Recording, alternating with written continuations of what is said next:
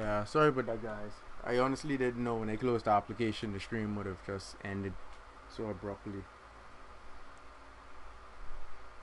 At least I know better now.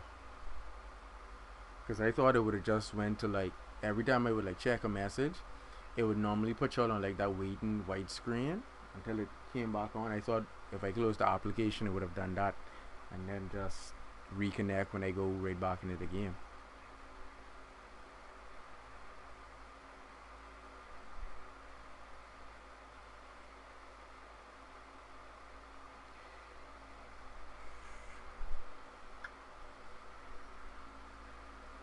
Alright, let me break with these bad boys and see what they say.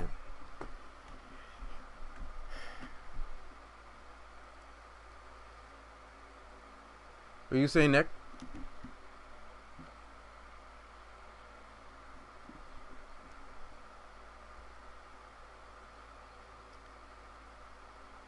All play and no work, 420.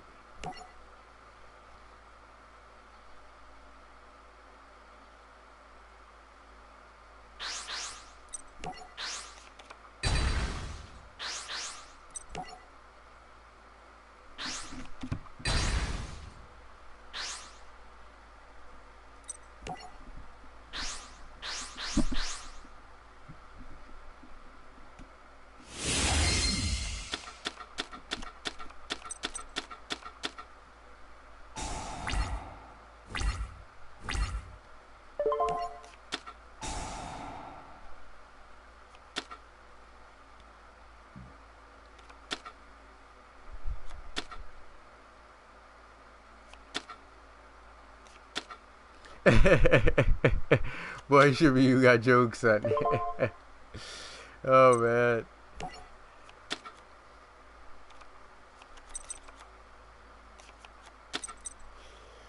I wonder if he was in that reptile type mill thing. Only one way to find out.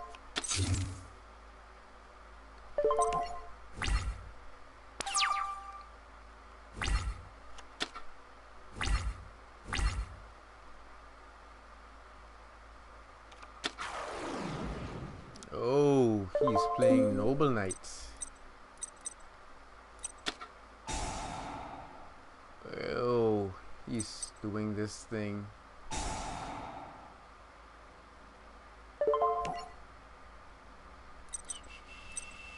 Target one set card. Okay, let's do this then.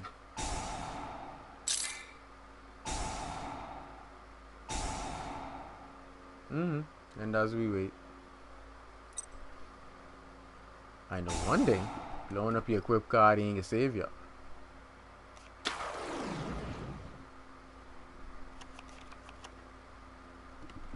Oh, they aren't that hard to beat. See that? You see where the equip card went? When you dueling against them, the main thing is never to panic. If you contribute the exceed off the field, you basically won the game. Just out the monster on the field.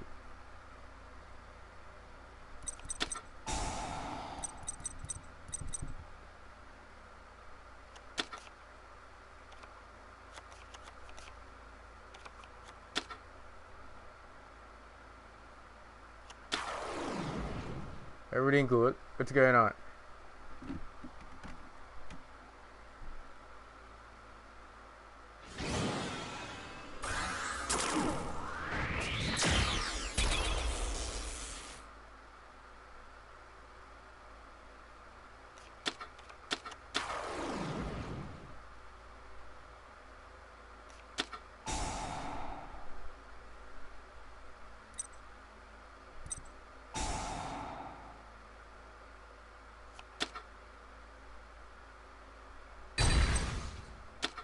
Boy, get us a good choice.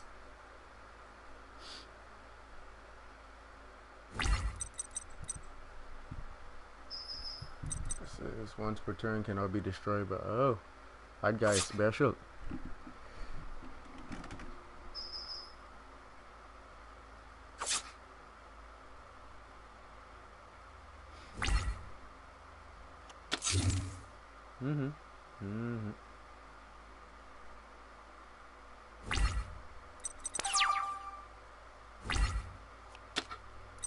Wow.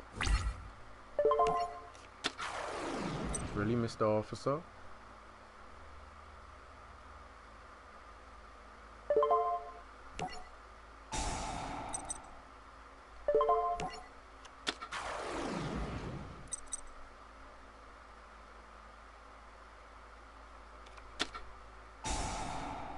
Oh, this guy's special.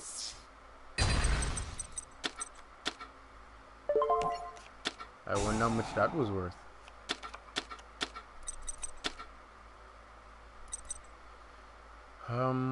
This.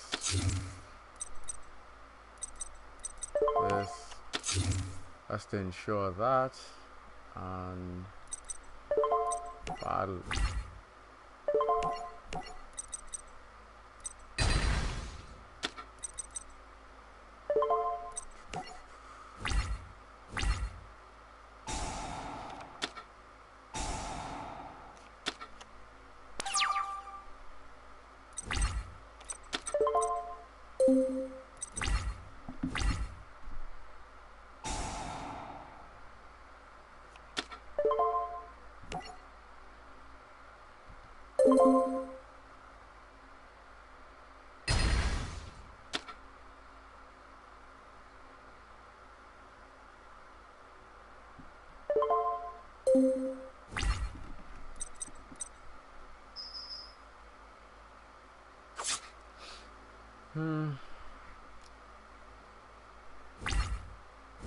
No face down.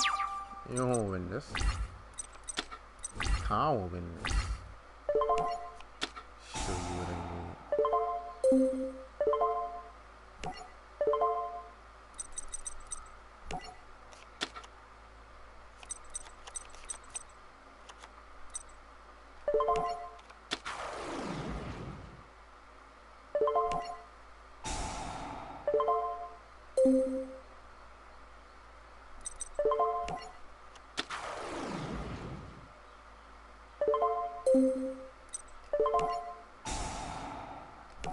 That garbage from the field.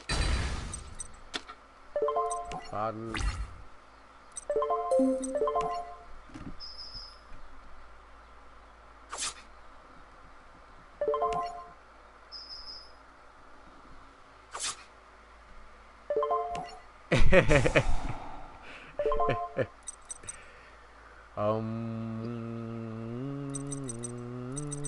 Let's prepare to kill him in the next turn.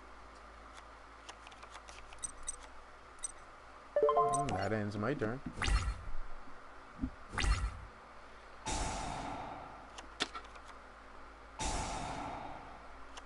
Let's see what he does from there.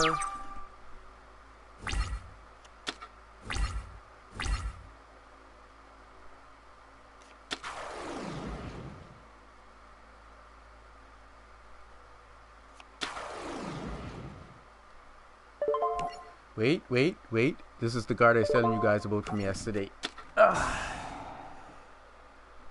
Now, let's see that rank 3 Noble Knight. I would really love to see it. I really love to see it. As I thought. That's what I thought. I honestly knew that's what I thought.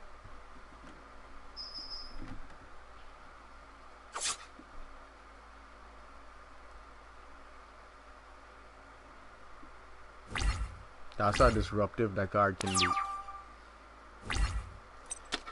Oh, totem pole. Let's go here.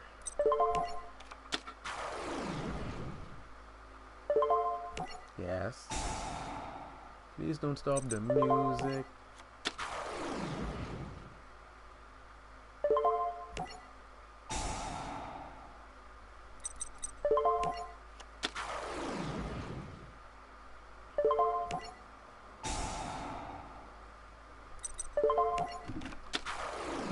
Yep.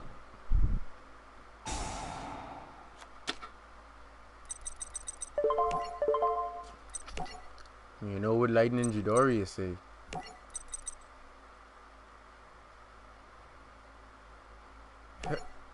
No new cards, buddy. No new cards.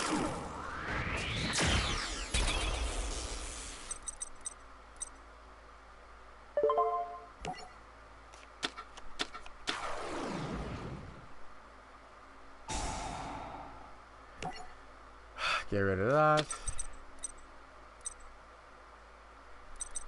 Yeah, that's Charging Dread. This a card from 5DS. That's when this came out. This was like, yeah, when Synchro first came in too.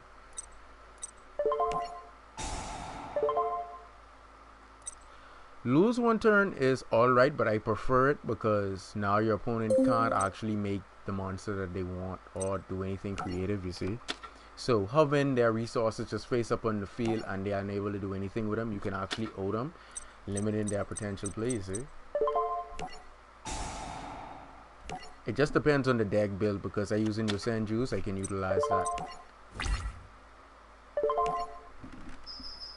It all depends on like how you decide to play lose a turn. So on lose a turn and Sergeant Dread, they can be out all the same ways. Twin Twister, MST, anything with a monster effect. So like or two of them of the same way to get erased off the field. So card choices is just it just depends on deck build. Like how I'm using them, I can use Sergeant Dread. Like I wouldn't prefer like lose one turn because when lose one turn effect goes off, like it can be chained too. So let's say my opponent has a Ghost Ogre, they can chain Ghost Ogre to lose one turn and pop the lose one turn.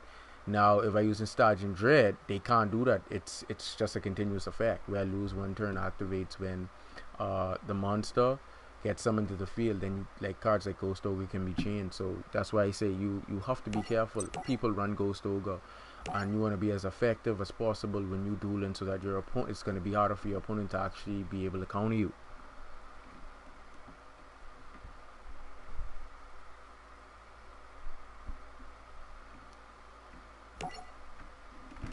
If your opponent doesn't have an opportunity to counter you, that's better. But if you have to keep, if your cards activate that give them an opening to counter you, like after you set your pendulum zone, right? If your pendulum monster in that zone has an effect and your opponent has like a Hope Harbinger in play, he can then negate that and then take him. Even if he was in play before Hope Harbinger, once that effect go off, he's treated as a spell card. So that's why I say it's really all player preference. But I just saying on my behalf, I'm gonna go with the card that doesn't trigger. I'm gonna go with the card that just once it's active, that's it.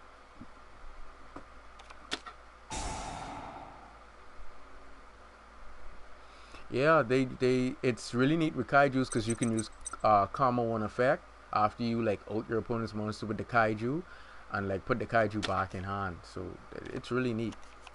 It's not a bad play at all. The only thing about it is it really does leave your field wide open. Like if your opponent can clear your back row OTK with like a rampage, then you like straight up lose.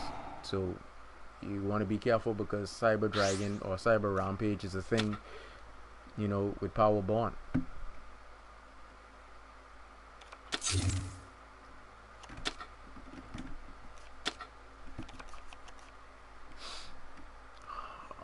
These decks that utilize all kind of graveyard mechanics and stuff like that, additional summons. Yeah, it's like I say, everything has like its good side and bad side. It's like until you end up in situations where your effects aren't as effective as they would normally be because a person's deck, let's say like a Malefic deck, you know, that mainly just runs high powered offense monsters and, you know, not a lot of face downs, probably a skill drain. Like that's not gonna be easy for them to out because your field is wide open for a 4K attack almost every single time unless they paying like Mounted a Bound Creator.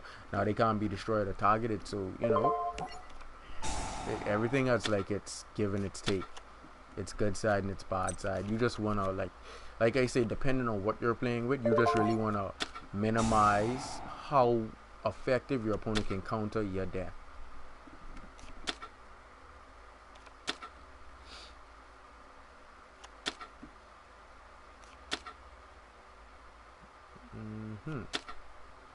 I think we're gonna go with this. It just looks better to me, in my opinion. I just say. First, we're gonna use Necro Valley so we can lock up the grave. Then we're gonna play this guy. And I know you're probably wondering why I haven't added. It's because we don't know what's face down. You don't want to add and you don't know, what's gonna be the expense on that art. You see? And I'm not activating his. I'm just gonna pop him back to the hand.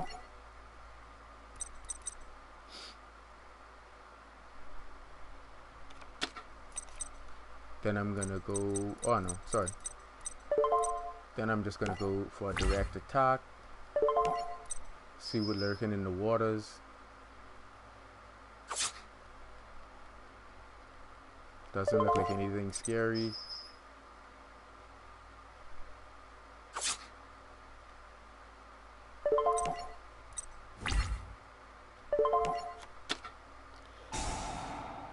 It wants to look so, but looks can be deceiving because you have cards in decks now that are only mainly for the engines, like how I run a Light Swan engine. I use about 4 to 5 Light Swans, and they're main drawing hard cards, and that's about it. So if you see me, let's say I make a mill like play with the Light Swans and go into their synchro, you might actually think that it's a Light Swan deck, and then when you realize that no, it's just for the mill, then you end up misplaying, and then that's Duel.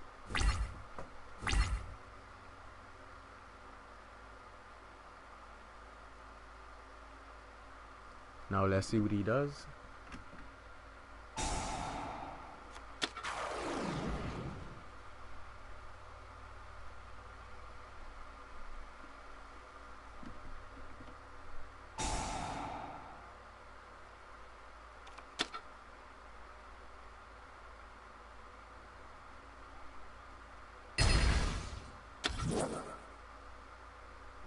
Okay.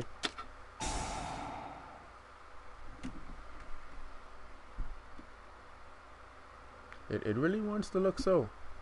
If that's the case, then that face down is like literally nothing to be worried about.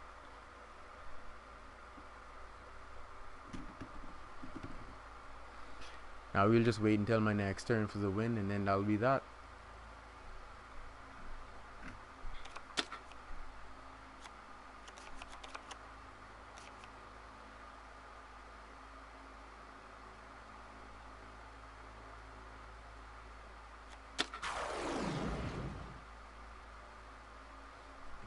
And with that toner, I am officially convinced it really is a Fire Kings. That, I don't think he's selling me no dreams. I really think he's playing Fire Kings.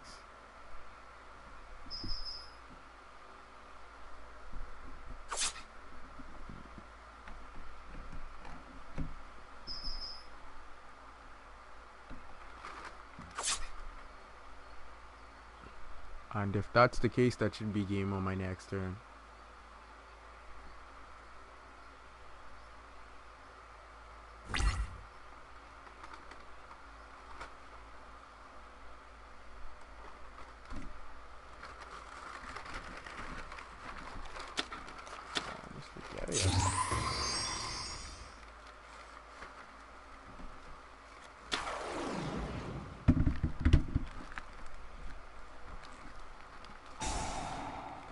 When this card is synchro summon, you can set one fire formation spell or trap card from your deck. Oh, that's that one that does something but boost, negate something, foolishness. Irrelevant. Wow, when you don't need them.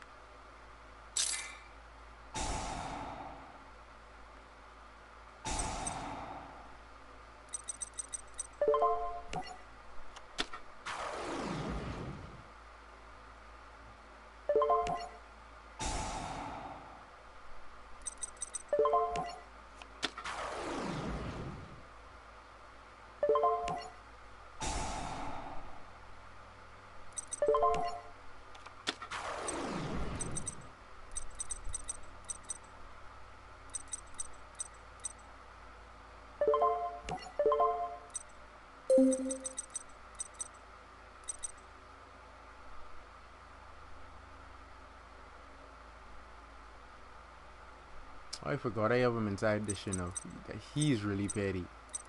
Alright, let's see what we're gonna do.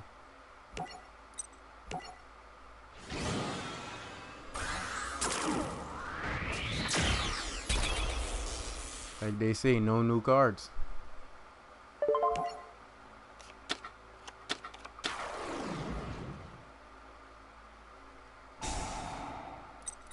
Get to the bottom of the deck.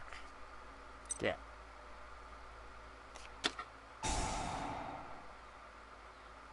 He's unaffected by that. Come home, on. You done negate his effect. Alright, and let's make him 23, right? Now that we gotten all of those shenanigans out of the way, keep this and send this back. So leave the field. Then we're gonna go into, he's at 23, so let's go 24 because it's really decent.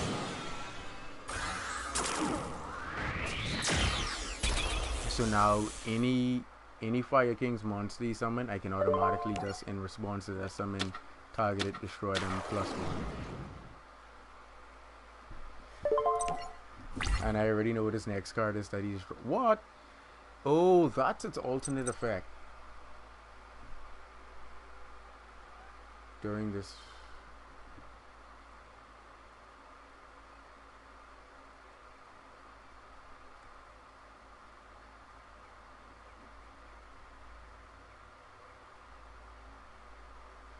Hold on now. That's what happened? Oh then, I can activate our effect. You almost throw me for a loop just now. Be gone. I'll draw one. That's the same thing I was talking about in response. And attack him for 24. And 19.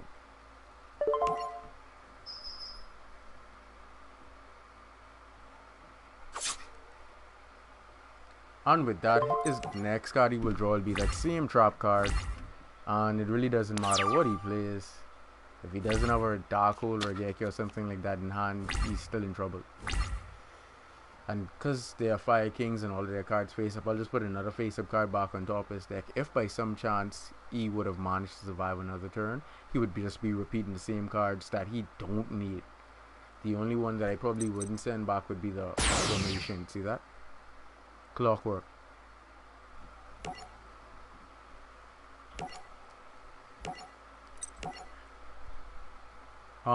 What deck are you supposed to be playing next?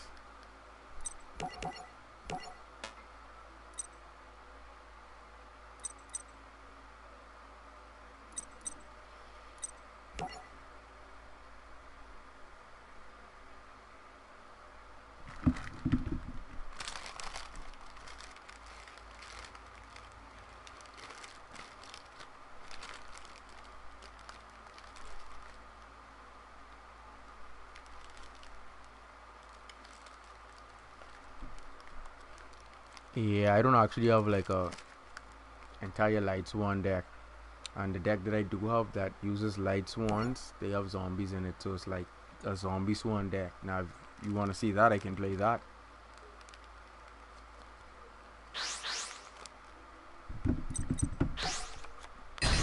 Is chips even an actual deck, or are you just asking about chips?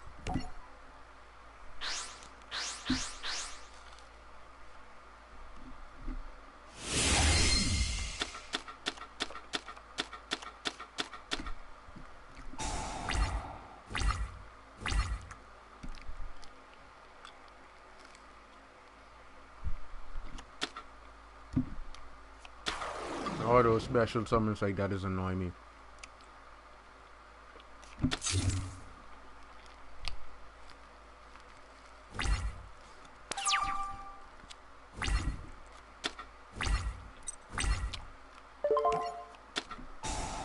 Well, that looks to be the end of that.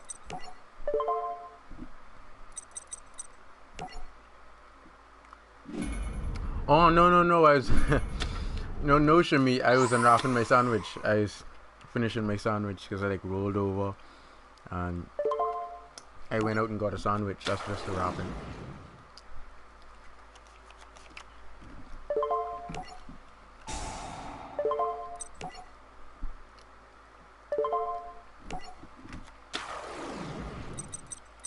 Draw city time.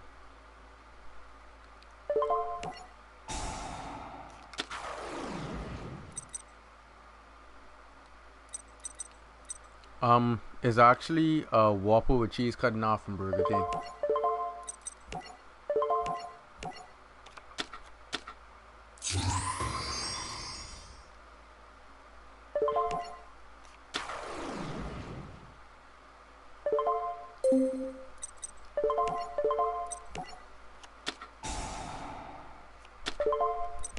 Oh, I could have used that resonator call. Oh well.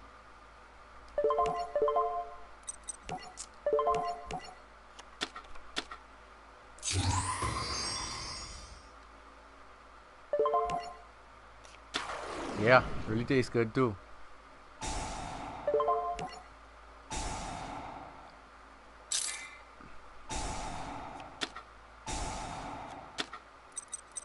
Oh wow. Um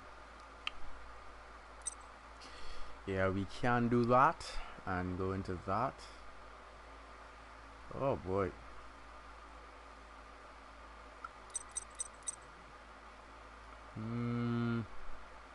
Alright, that's what we're gonna do.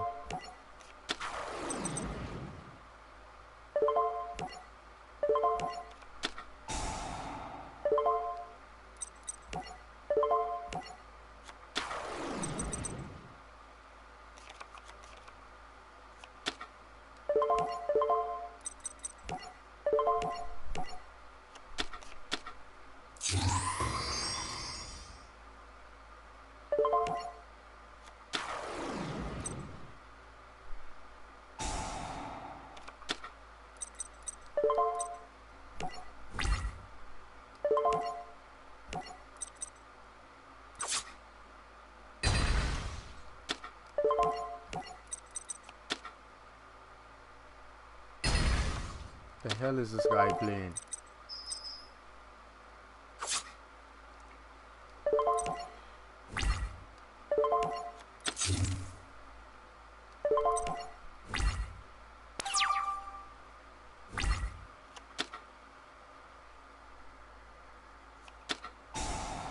What the crap? This nigga literally gonna gamble. Huh, go ahead.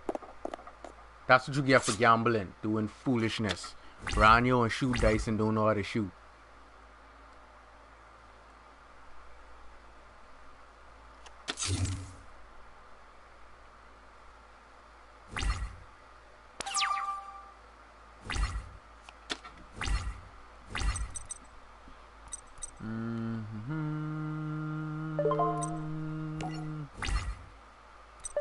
That should be dual. This guy's deck is all mixed right up.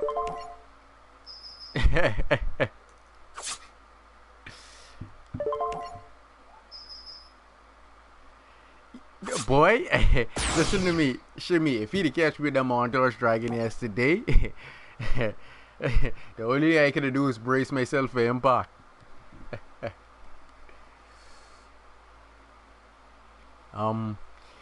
Don't feel too bad. As you continually get beat repetitiously and realize that what you're using isn't working, then eventually you begin to change your playstyle and use more effective cards, techniques, countermeasures. Like Book of Moon is a really decent countermeasure, I kid you not. Because like you can quick play it on your turn, or you can set it as a trap, so if your opponent attempts to like exceed or synchro summon, you can just like put either like the tuna monster face down or one of the level 4s, 5s, or whatever they're trying to exceed into with. The only play that Book of Moon is not good with is like fusion plays, because your opponent can still fuse with a monster that's actually face down. So yeah.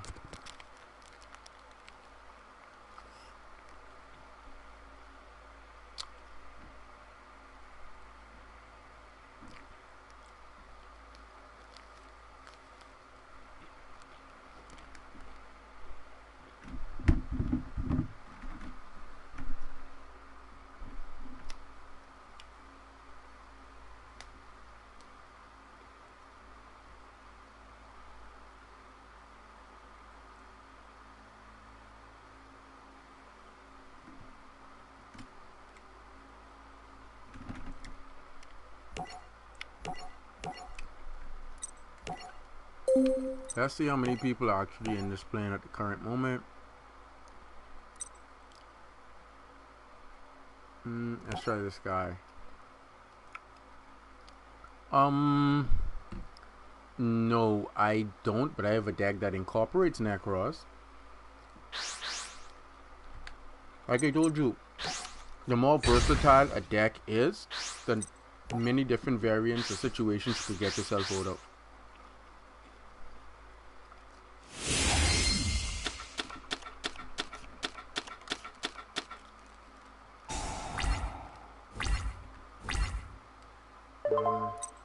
I'm just gonna end my turn with that.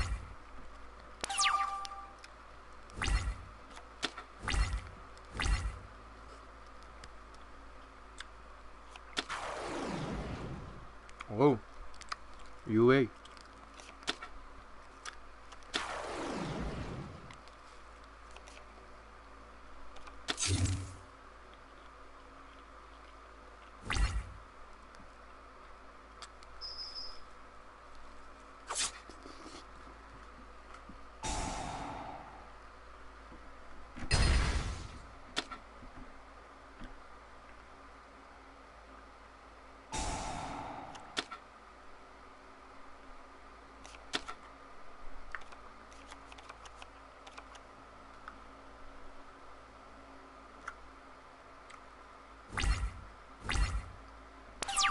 The reason why I don't have like a straight Necros deck is because remember it's only one play style.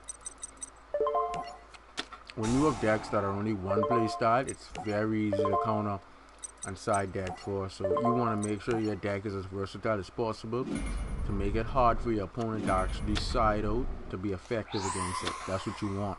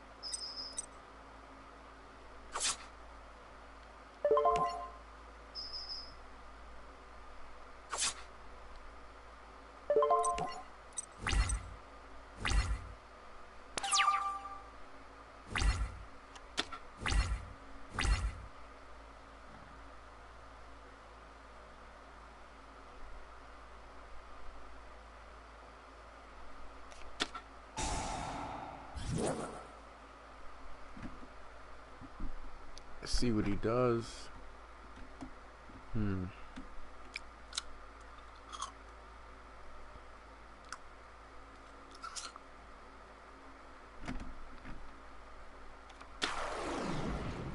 Oh, Terratop.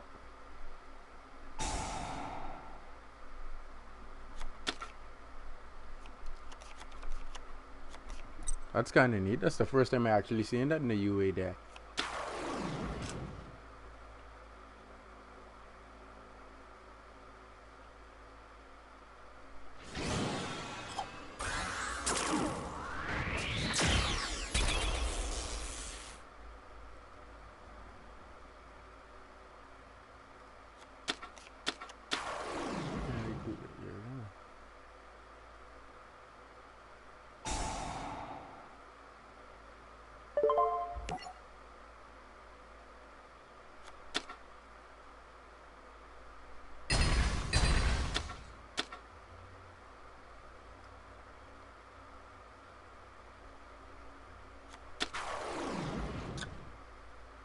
And we're waiting.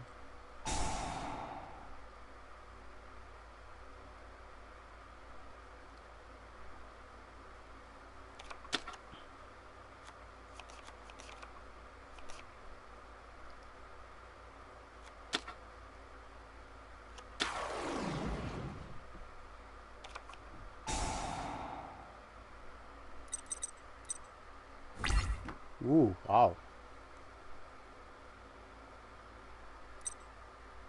All the monsters get 1,000. All, wow.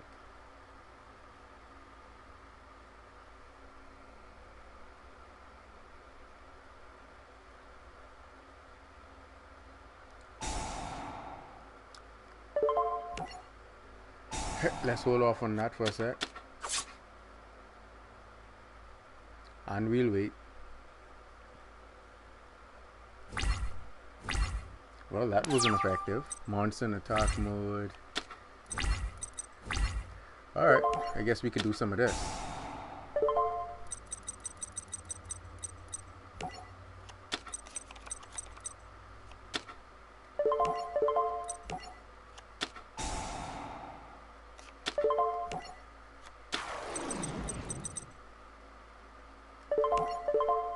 Well, since that. Whoa, whoa, whoa, whoa, whoa. 1, 2. Oh, that's petty. Oh man, that's petty.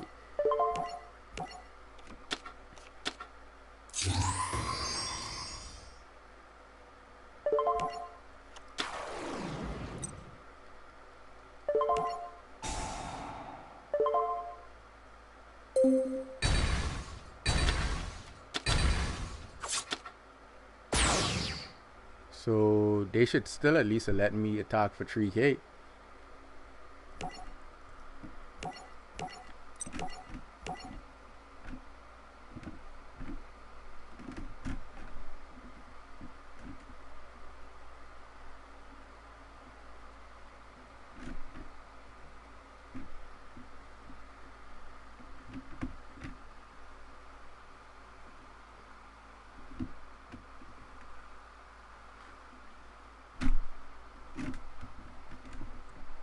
Yep, yep. Especially when they comboed with the right cards. Listen to me, it is almost feel as if they invincible, like they the be all end all. But like I say, if you leave any single powerful monster on the field, there are numerous amount of ways to get around it. The key thing with dueling, when you putting together cards, combinations, and stuff like that, is to make sure that whatever the weaknesses of one of them, the other one complements that to make sure it protects them. That way, you have no issues like getting around Cyber Dragon Infinity isn't hard. Like if you can allow him to spend the one negate and let his attack drop lower, or when after he spends the one negate and you can play another effect to out him off the field, you can get around him very easily.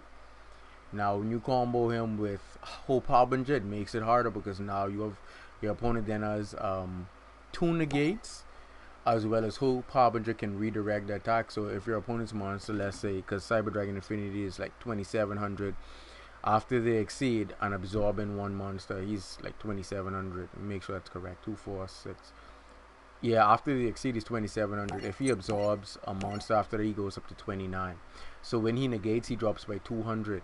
So let's say he's just at the 27 from the start, and he negates, he goes at 25.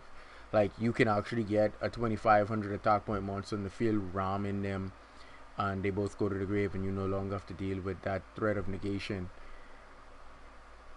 But like when he combo with Hope Harbinger, who's a 3k, like he can just redirect the attack to himself, and then it saves Cyber Dragon Infinity.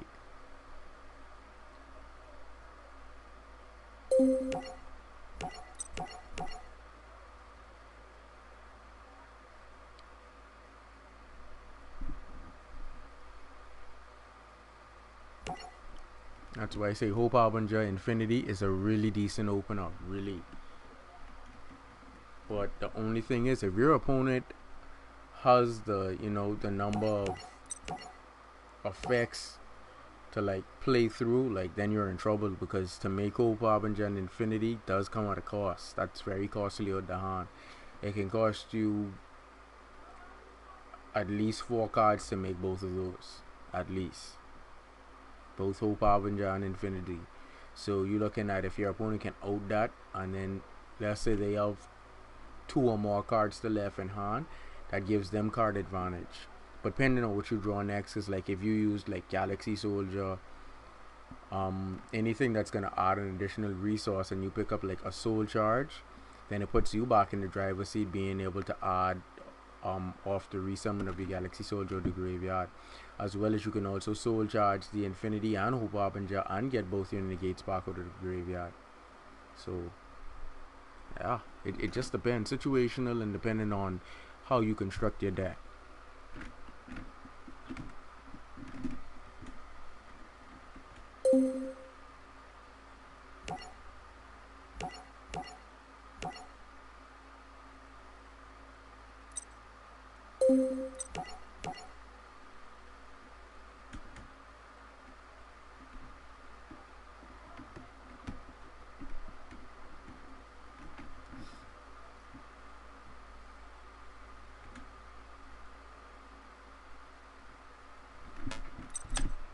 And will look like only Duelist has come out at night. You're trying to figure what's going on.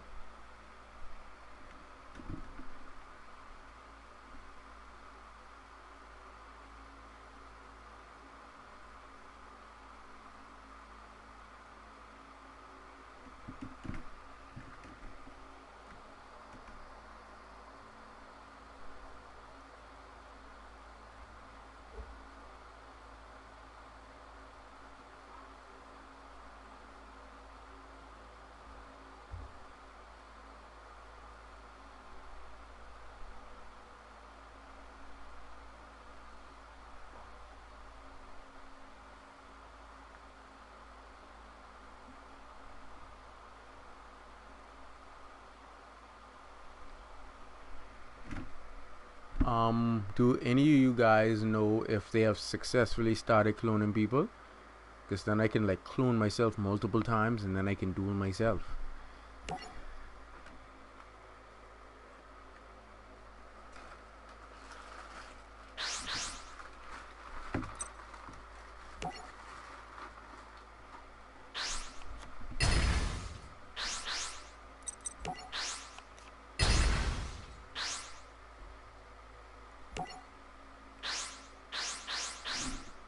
And he allows me to go second. Wow.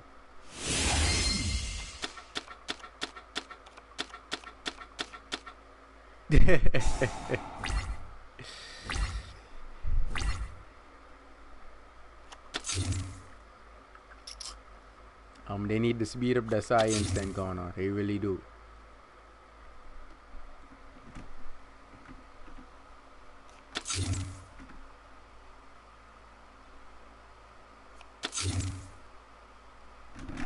This guy looked like he came to play.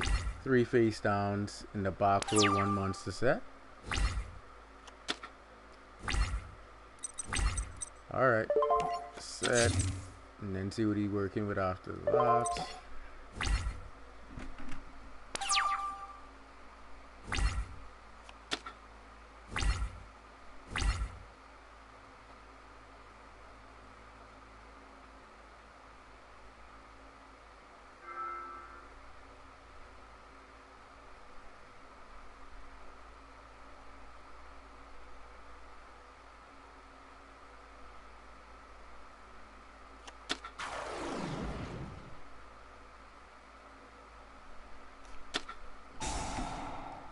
That's the name of the main character. Kaneki Ken.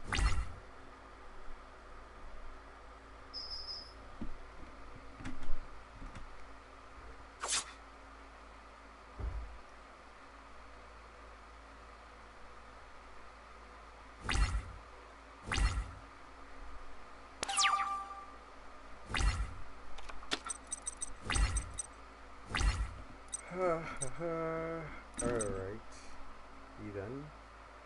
We're gonna set that, set ourselves, and that'll end my turn. Let's see what he does, and then we'll know if we should wreck his life.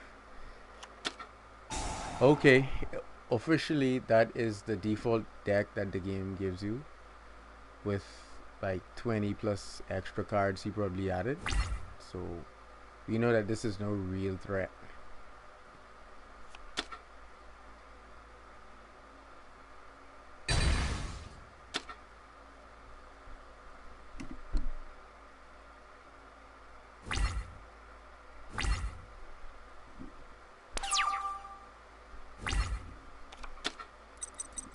Wow. Let's go with this.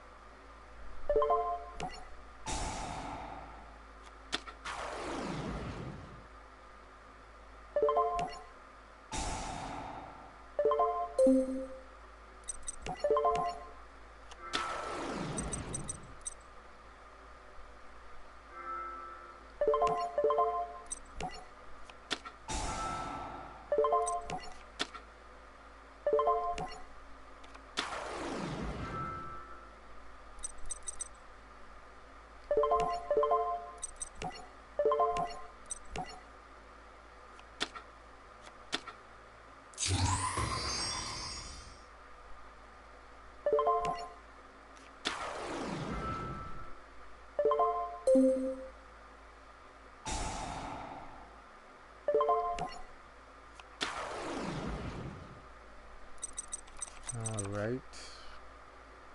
Just gotta make sure you synchro right so you don't clog your field.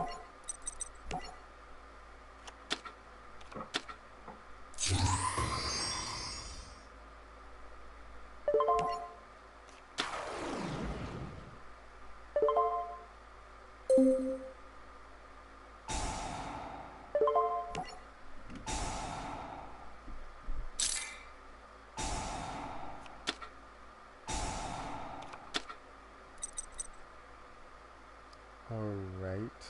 That would give me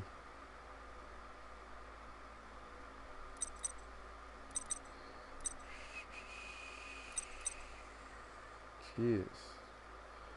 Do I want all of that?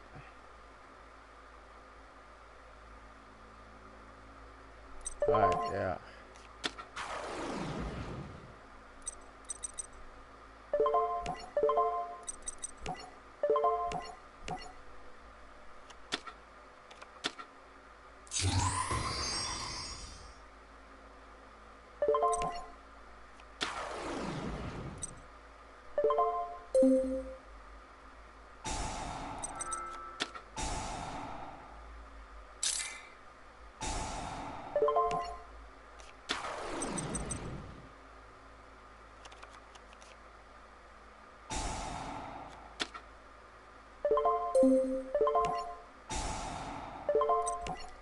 Reduce that.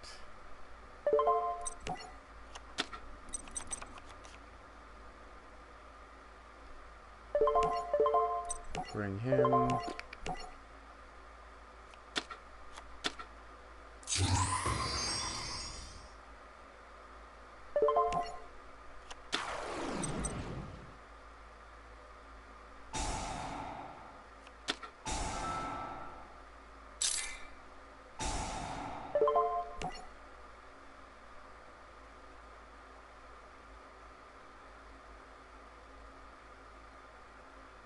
I mean, you can look through my deck. It doesn't change a thing.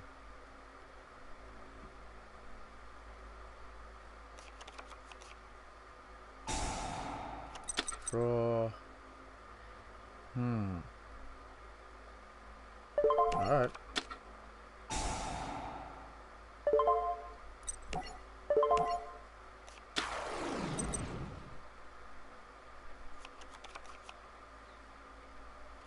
They always said two better than one.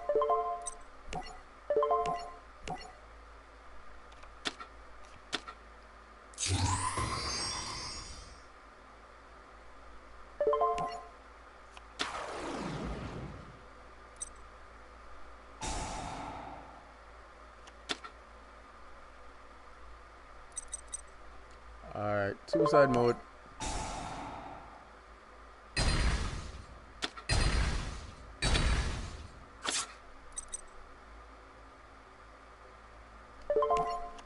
Soul charge. Let's go get you back. Let's go back to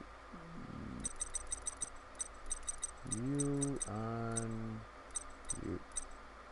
Oh, I space for one more. Is there another level 1? Where is it? Where is it? Oh, okay, there we go.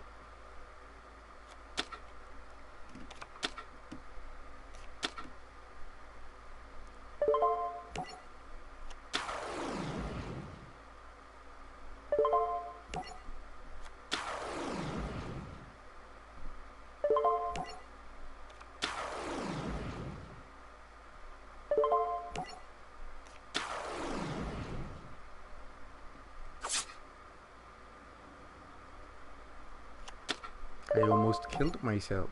Wow. Should fix that. That means I paid 1,000 life points and brought back 4 monsters. Wow. Let's go here.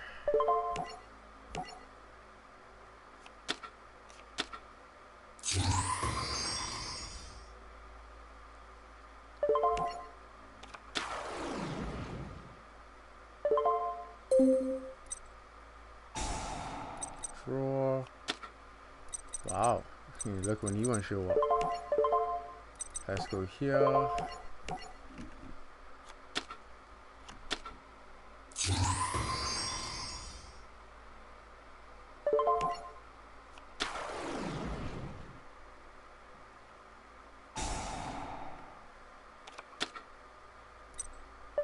Let's do this. Go to you. Let's get back you.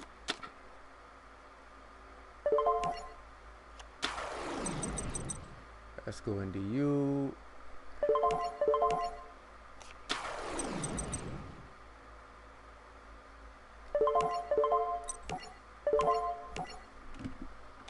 Jeez, I'm gonna spend an entire 3 minutes just synchroing.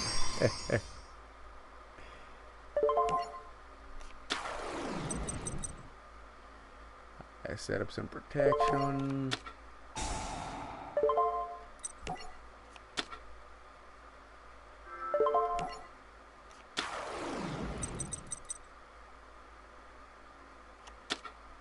And then we're gonna set 2.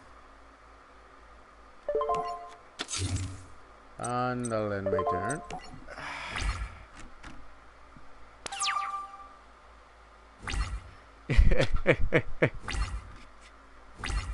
It cost me some life points though. Oh wow, check this guy out being fancy. Yeah, I think we should stop that. Nope.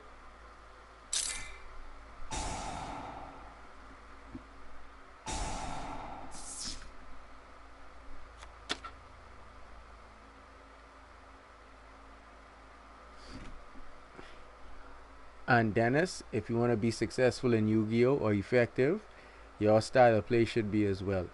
As often as you can slow down your opponent's tactics is always the best route to take. If you can't slow it down, the only route other than that is prevention, meaning that you are not allowing them to play a single card or a card cannot be played.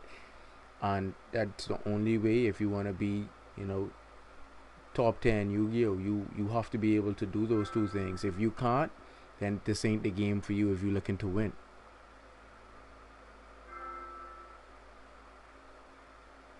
Here we go. Rage quit number what? I lost count.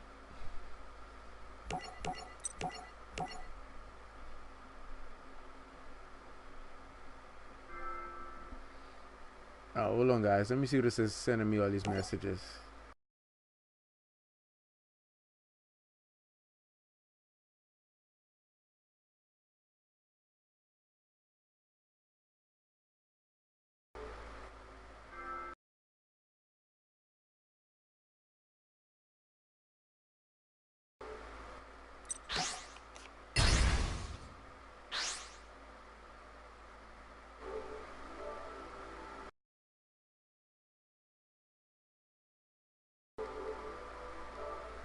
Okay, I see what's going on. What happened is that was the individual from the last duel, right? He said F me and he is a noob. And how could I do something like that to him? Um I'm playing my weakest deck and yeah. Like I am taking it easy guy. Like you can actually get around what I'm doing. I'm not doing anything, too special. And on top of that, he gave me like a couple extra turns to do what I wanted. So, like, if you're gonna give me turns to do stuff like that, like, you deserve what you have coming to you. Like, don't give me the turns. Like, actually fight back and make it a challenge for me to pull off those kinds of combos. You do that, then you deserve to stay in the game. If you want to just draw cards, end your turn, draw a card, set a card, end your turn, then you are looking for me to build up, those kinds of god tier combinations. And then when I break out a whole field full of synchro monsters that can destroy you at any given point in time, then you want to come crying and complaining. Like, no, if you allow your opponent to get 6, 7, 8, 9 cards in hand and then want to complain about it because you give them so much power or from what they could potentially do, and then like that makes no sense. Like, why play the game if you're gonna be doing all that crying? Like, this game literally isn't for you if that's the case. Alright, we're gonna go with this route. We're gonna get Slink, and we're gonna use Mirror Resonator inside of our Brilliant Fusion. He refused to special summon, I guess, because he didn't want me to add. Oh, nice play.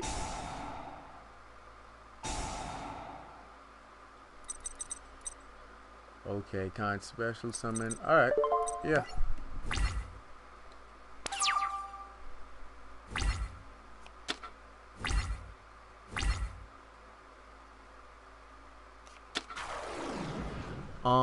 It isn't that okay. To answer your question, Jeff. To say that decks are archetypes that I hate, there is only one archetype I really just have an undying hatred and disdain for, even though I play it now, and that is Madolches.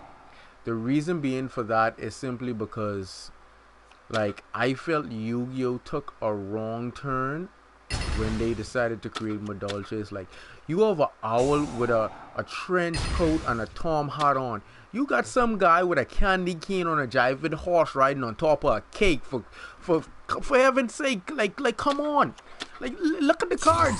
I prefer Pegasus tone version of cards over Madolches.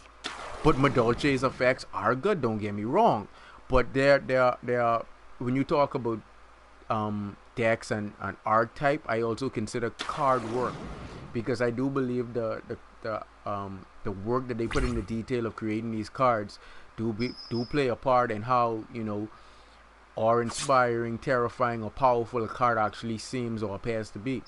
So like, when it comes down to when you talk about hate, there is only one, and that is Madolches, simply because of, like, I could understand like the princess wearing a dress and she in like a cookie house. That's fine. But like all those other things with a guy on a jiving pony with no horn and some bunch of other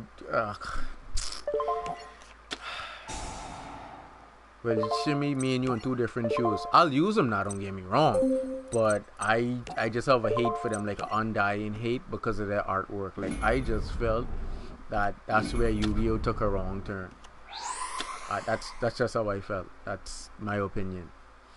And like, to say what are the best decks in the game, there's no such thing. It's always gonna come down to deck matchups, because when you look at, alright, let me see how to break this down to you guys. The current style of meta, depending on what's being most dominant, if your deck can mainly counteract that, then that puts you in the driver's seat. You see? So now, oh wow, his Blackwing hit. Thanks. I didn't, really wanted it, but since you gave it to me, putting a synchro there like that to get your head tail off. Yeah, I'll explain it after I finish this tour. I'm just gonna do my thing, erase those block wings, and then miss this turn. I don't feel like giving him another turn. Simply because of that Vanity's play he made. He deserves a OTK.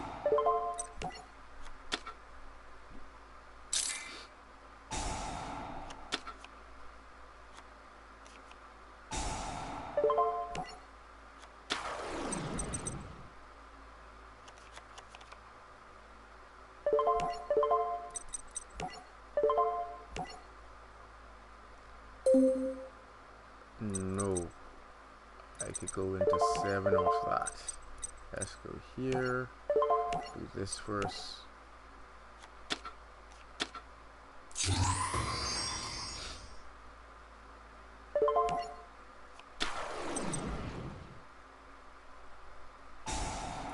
Draw. Draw fast is always a good thing. Always a good thing.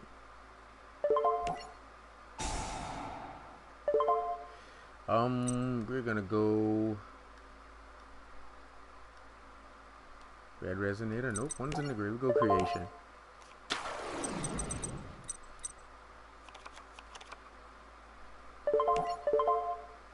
And we're gonna go.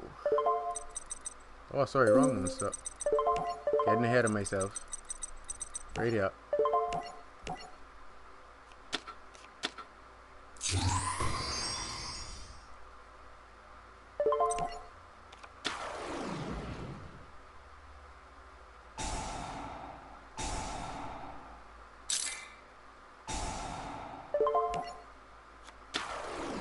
You know it, Jimmy. You know it. Draw City.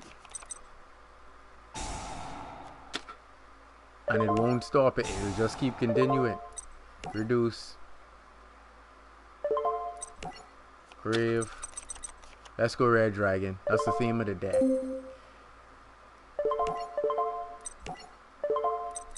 Right here.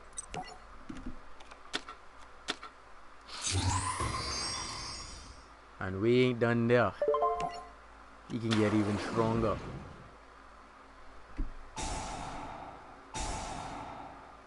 Oh, don't worry, I don't have no more.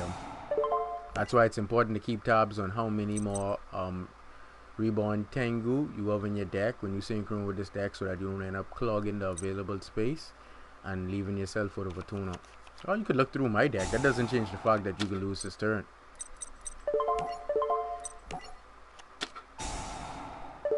Right there. Here.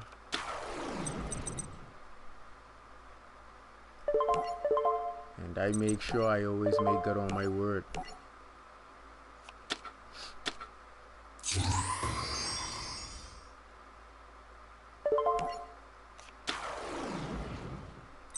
think he has a power-up effect in play. I think I shall reduce that to nothing.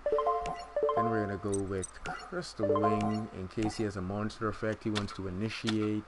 Clear Wing is already in play, meaning the targeted or higher level monster effects can also be negated. We would also do this thing where we play this card and, you know, just keeps all of my dragons on the field from being destroyed by card effects. Bring this guy back and then ruin his life. Like I say, I promise you guys a OTK and you guys will get your OTK. Reduces attack back to normal. Ron, you're trying to be special. Battle. Right here, huh? All that.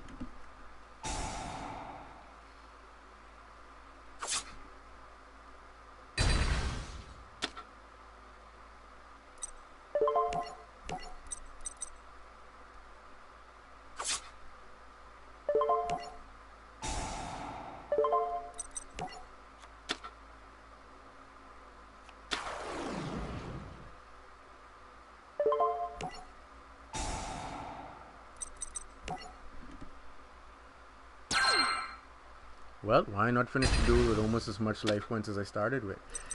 And Archfiend, I still got to attack with Clear Wing. I could also go Suicide with... Oh, and there's the Rage. But I promised you guys a one turn. There it was. But, yeah,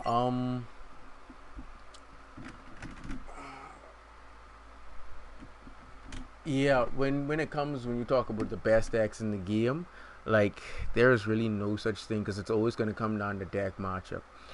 whose matchup favors them. Because Connor, listen to me.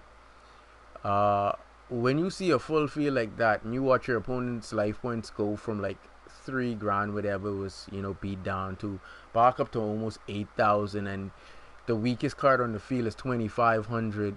Besides the tuna, just the tuna doesn't really count, and they have a bunch of stun abilities, as well as I sure you saw the 2 solemn strikes in hand. Like, what do you do? Like seriously, what do you do? Like, I really can't like blame him for that, but at the same token, I do have to blame him because his gameplay could have been far better. Like Black Wings OTK, like he should have been able to like just rate my field and OTK me hands down. But everybody, that's why I say even if everyone were playing Black Wings, everyone isn't gonna play Black Wings the same. So if someone requests for like a deck to be played by someone who has more experience and knowledge about playing the deck, so you can see just how effective they can be when combo with the right cards, like, hey, request it so you can see it. But back to your question, Connor. Like I said, there is no such thing as best deck. You just have a lot of really good effective decks in the game, because like I say, certain matchups just like, all right, like watch this with Monarchs, right? Monarch decks are really good because they, it's built around being an anti-meta deck. But if you put them against a Blue Eyes deck, because Blue Eyes is independent of its extra deck and can bring 3k beaters, like they can beat over the Monarchs when they attack, because the Monarch field spell card only powers the Monarch monsters up when they attack, not when being attacked as well. So like playing Blue Eyes, you just getting 3k beaters out on the field in a heartbeat. Like your opponent, it's hard for the Monarch deck to get around that, because Monarchs don't usually run trap cards that are like the counter, like during the battle phase. They mainly run like Prime. They'd mainly run Prime. They don't even run nothing much more than that, because if they do, like, it takes away the synergy with the Pantheism, because like with Monarch decks, you really want to pitch off Pantheism, draw your 2, banish the Pantheism, add 1, throw when you add 1 off the Pantheism, it is going to be a Monarch spell or trap, and then get I think it's Edia, whatever the level 1 is, into the grave, so you can put the Pantheism back and then replay it again, so you can draw 2 more. And then you would want to put the trap in the grave, because it can come back to protect you, as well as set 1, so you can like recycle 2 and draw 1, and you can do it during your opponent's turn and your turn, so you can like put 2 Monarch spell or trap cards back into your deck and then draw 1, and then you just keep recycling the Pantheism to keep drawing 2. And at that rate, it's like oh boy, let me see, put 2 back, draw 1, draw 2, so it's like I can't even say 1 for 3. I would actually have to write that out on paper to make sure it's accurate, but it's a really decent increase in your hand size. Playing Pantheism, add 1, recycle it, putting it back in your hand to play the Monarch trap card, then put 2 in your grave, back in your deck, draw 1, then play Pantheism again, and then keep repeating that cycle. I think it's something like a 2-4 or 2-5, something like that. So like you're getting all kind of pluses. So you wouldn't, in a Monarch deck, you wouldn't really run battle heavy traps. Like you may run like a strike or a warning, but it's not gonna be like a lot of those. So like when you're looking at what Blue Eyes can do with their like Stones of Ancient and White, and then Blue Eyes decks do run Galaxy Soldier for Infinity, like pitching off an Infinity, like using Galaxy Soldier effect, how did they negate a Galaxy Soldier effect, which in you're pitching a stone, the stone going there anyway, so you're guaranteed Blue Eyes Spirit Dragon or Blue Eyes during the end phase. So like like that's like the only thing like the Monarch deck could do in that matchup is like try to counter rock with like Stormforth and the Heavenly Monarch. That's about it. And then after that, it's like gotta work, because it isn't like their field spell card stops you from playing cards like Return of the Dragon Lords, or stopping any of the actual Dragon Lords from coming and using their abilities to like clear all their face up spell and trap cards off the field. It actually banishes them. I think that's the level 7, and the level 8 can target any monster in your opponent's field or graveyard, banish it, and then by its level. I think it's like 1 or 200 or something like that. So like I say, if you match up the anti-meta monarchs that's supposed to dominate, you know, keeping decks at bay, with the blue eyes deck would always overpower that very easily.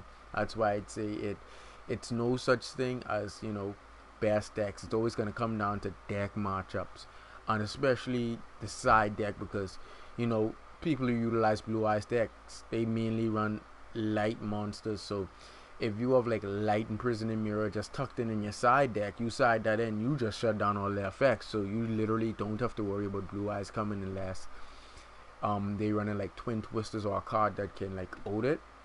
And basically, if you can like, if you, let's say you light imprisoning mirror blue eyes first turn and they don't pick up like their twin twister, even if they side it in, right, for 2 turns, if you can like deal 8 grand or 8k in those 2 turns, you win the duel. You see what I'm saying? So it's no such thing about best decks. It's just gonna come down to matchups, and you just have to know what matchups favor you, and you know how are you gonna side out to, you know, keep yourself in the duel against that matchup. That's the best you can do in Yu-Gi-Oh. Like no best decks. You just have a lot of really effective decks, and what really makes decks look like OP is just simply the fact that when they are against a deck that can literally do nothing against them, it makes them look even more powerful than they really are. Like, you wouldn't know how powerful a deck is until the moves are actually being countered or stunned or prevented. Then you really get to see just how versatile or just how unique that deck is in its own right. Like, you know, special summon shutout, like, can it get around that? Or, you know, your opponent has like a first turn ultimate Falcon, can you get around that? You know, stuff like that. So it's no such thing about best deck in the game, because like I say, you can put together a bunch of cards that can effectively slow down the meta, and then you can incorporate that with a bunch of old school cards like Man Eater Bug and, you know, Magician of Faith, just to be petty on the destruction recycle, and then, you know, your opponent feels most often, you know, left clear. So like, you know, it's really no best deck. It's just cards to player preference to what they feel is actually going to be you know, really utilized heavily in the meta. That's about it. Oh, this guy again. That's Rage, what, number 7 now? I'm not playing that guy anymore. I refuse to play him. That's a waste of time. But yeah, to answer your question, Connor, no best deck. It's just player preference in cards. Because like I said, like, especially like if I was like over in the States, he saw what I already did to him the previous duel. Like, you know, easing in for round 2 of that. Like preparing for tournaments. Yeah, same crybaby. Who sent me a message cursing me out, told me he was a noob, and asked why I did that to him. But yeah, like playing in tournaments, like tournaments are easier to prepare for because you basically have a general idea of what is going to be played, versus playing like, see, that's why I prefer to hold an international tournament utilizing like the main game itself, simply because like this game and not the card, simply because when you play in the game like this, there is no set formula for what's going to continually stay dominant, because you're gonna have people keep coming with a whole bunch of random things in this game, and it's gonna be effective pending the matchup. Depending on what matchup it is, it's gonna be effective or can be effective. So it's the larger your ranges you have to prepare for, especially when it comes to side decking, the harder it is. But I will say this, the smaller it is, the easier it is, because if you know that everyone at the tournament, let's say 80 people come, 50 people running a dragon style deck. I wouldn't just say blue, I say dragon style deck, right? It's therefore easier for you to say, well, alright, I'll run cards like Zombie World, just, you know, just to annoy my opponent, or, you know, to do stuff like that. Changing them from dragons to zombies to make them ill-effective, or running Necro Valley to make sure that their recyclability out of the graveyard is, like, you know, shut down, stuff like that. It really makes it easier. So versus playing a game that's more widely open and receptible to, unique and different deck methods for success, like it's that much harder to prepare for. So like coming into a tournament, internationally playing this game, it's gonna be like, what is my opponent playing? And if they're playing some kind of random shenanigan type deck, like it's gonna be that much harder to side out for, because it's not something that's um dominating in the meta. It's just something unique and it can get a win. And then if their side deck is basically annoying to shut down the meta, it's gonna provide a decent amount of problems. Now the only way you can really get around stuff like that is if, like, both of your countermeasures, like let's say the way you would counter, like let's say both of you run Necro Valley. That means most likely your style of play doesn't, utilize the graveyard, which is a good thing. So it keeps him who sided in Necro Valley at bay for a card, because now that card is ineffective against you. So now you can therefore, let's say you run Summon a Monk, you can then for pitch your Necro Valley or Summon a Monk for positive effect, and like do something else. So like I say, it's just player preference and stuff like that. So like just card choices, and it's gonna come down to deck matchups. That's basically it. And this guy who I'm playing look like he runs some type of ritual pendulum deck. So we'll see how this one goes.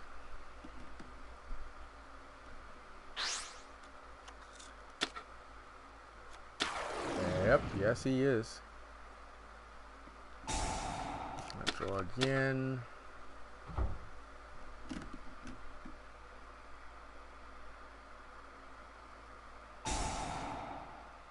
I think he can flip the face down, face up.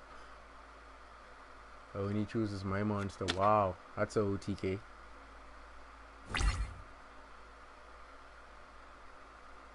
Yeah. Odd Eyes double up from Unicorn, gain the 18. Wow. Didn't see that coming.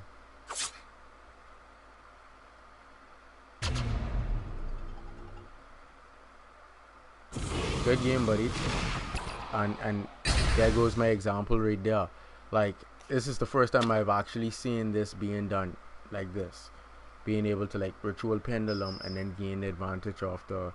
And I noticed too, like since I started using like the perform pull engine with the Odd Eyes, like that's really effective depending on like what style you play in. Air corner, that's the same thing I'm saying. Like just how I explained that just now, it's just what happened. Like, if you can have a tournament using this game, it's going to be so much harder to prepare for. It's going to make the competition that much more stiff.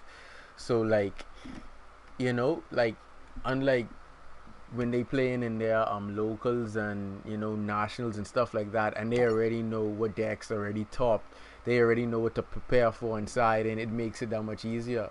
Like if I was playing in that kind of format, like it would really be easy for me to counter, and like I go and I search out the most annoyingest ways to counter my opponent and just leave them extra salty. So but that's why I prefer a tournament with this, because the different like combinations are gonna vary so widely that when you see those moves are made, it is gonna be like Shimmy's response right there. You see, and that's the kind of things you want to see. That's the kind of things you want people to be prepared for. That's the kind of things you want people to actually see, that look here, this game can go so much further than it has been led to believe. Like it has so much potential. So like it's not something that you should just shut out one shot and be like, oh, I'm not. I mean, in terms of Konami, like, oh, I'm not gonna further the game because I don't feel as if there's a profit or whatever their argument or excuses. But like I say, a tournament with this game would just be like just really awesome. Like really.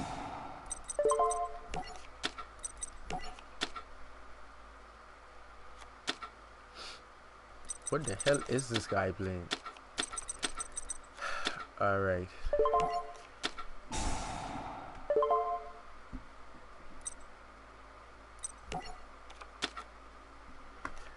What do you say, doctor?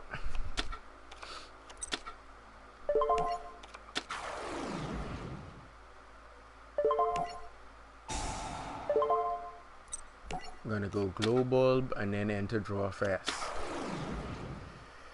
Draw city. We are now entering warning draw city. This is where it seems really broken at this point.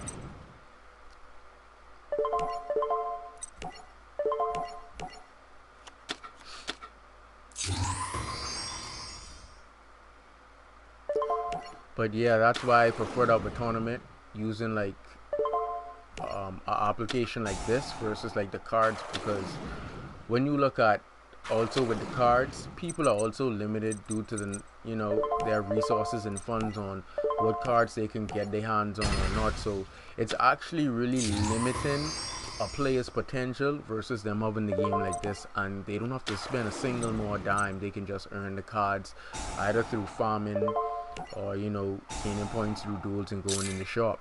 So it really unlocks a player's full potential, not having to spend as many resources as in terms of their actual money, which in the long run is better for everyone all around.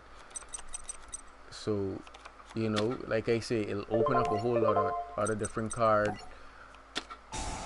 combinations and potentials. Like there are a lot of things people probably want to try out and test out, but because they don't have like the funds to actually buy the cards and test out the different combinations and stuff like that they want, because who wants to pay $85 for one card? Like like if that card gets wet, stolen, cut in half, burnt, like that's $85 down the drain, versus an application that can be updated that probably would only cost you about $9.99. You see? We're also gonna discard this. We already used Chunk Synchron, so we have no further use of him. Clear that. We're also going to the negate attack. I'll banish on destruction. Spell Striker.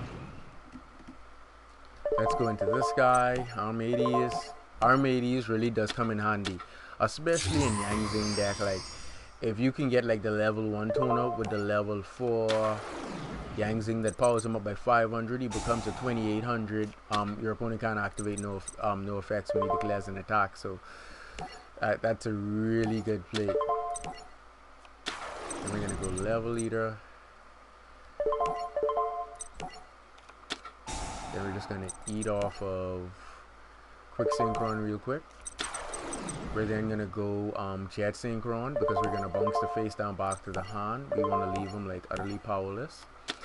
Also the extra deck for this deck, you can like switch up to your likings, because you can actually summon 3 Quasars in this deck in a single turn.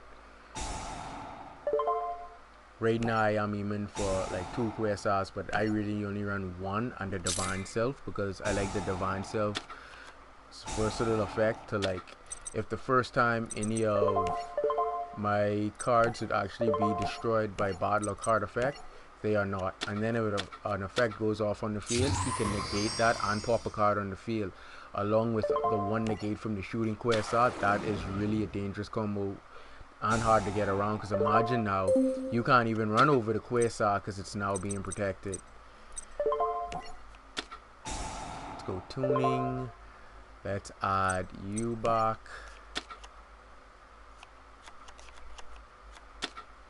Starlight Road just hit the deck. We're gonna go instant fusion. We're gonna go for Shung Berserker. And I love to check my extra deck to see if I have a level 6 in sync in the synchrons. Not sure, because usually after I go for Quasar, like the duel just automatically is like over. Here we go. Junk Synchron, Fire Junk Berserker.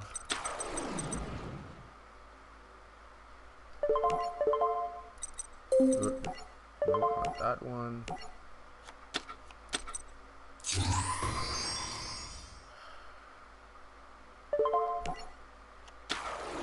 I do know I can hit a Junk Warrior. And then let's go here. Let's go Junk Warrior. Let me see if I have a 6. So I think I took it out. Yeah, I did take it out. And Trishula is also sitting up in the extra deck, just in case your opponent is like playing like what do they call Magispectors or Cosmos, because you know they can't be targeted, but Trishula effect doesn't target, so you can like get over them like that. Let's go with Chunk Warrior. And keep in mind, if you look at the turn count, that's not a mistake and that's not a glitch. That it is still my first turn. Draw. Topple Warrior. Alright. And we have no need to go back for anything else. That should be dual. We're just gonna punch him in the face. And punch him in the face. And punch him in the face. And one last time we're gonna punch him in the face. Yeah, due to the effect of soul charging and with the Norden, if I had actually gotten the soul charge, I would have used Norden to bring back the Formula Synchron, and I would have went into the Divine Self, but I didn't get the soul charge, because I would have made the play just to show you guys. After going into the Divine Self, I would have just brought back the Hyper Librarian, the Chunk Warrior, and the Formula Synchron again, and then made the third Quasar for the deck. But I only run 2 of those.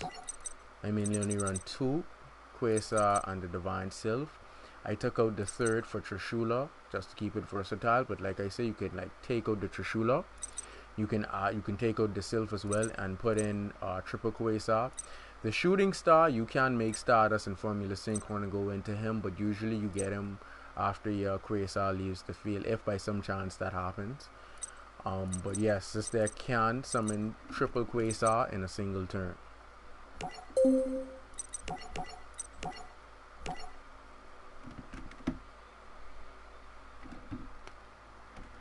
Yeah, Connor, like how to say it, there is no such thing as best deck. It's always going to come down to matchup. Like just now, his matchup was like really horrible, and he had like no way to even slow. I mean, even if he could have slowed me down, it wouldn't have been by much. Like I had too many options.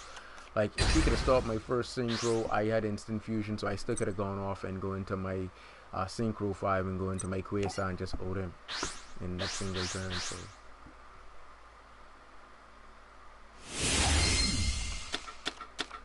and like I said before yesterday, not because a deck can heavily special summon means that alright, it's gonna be a top contender. No, because if your opponent locks out special summoning, then you know it just shuts that deck down, leaves you at a disadvantage, and now you know it's gonna be Crybaby City from there, because it's like nothing you can do after that. Oh wow, playing Boojins or Boojinjis, what these called? Yeah, Boojin. Oh, with the little Fire Fist engine, the summon, pop a card, attack again, add the next formation.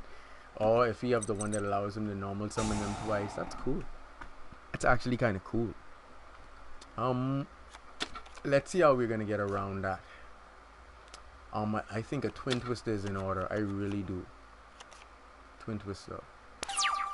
I run that at 3. Let's see if I can get it. Nope. Well, I stand to that. We'll set one, and we'll just have to wait for my following turn. Set. And I know he has the Fire Fist in hand waiting.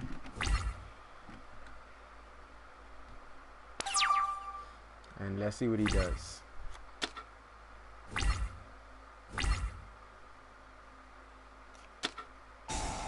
Oh, and he picks up another fire formation.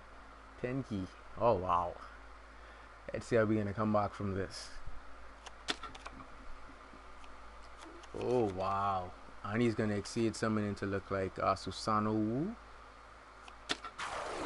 I'd keep himself up. Dang, this is troublesome.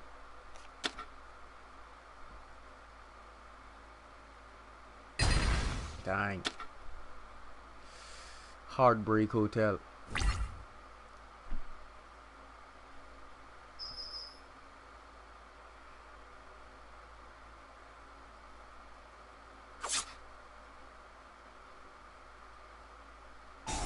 guess he probably wanted to see if I was bluffing.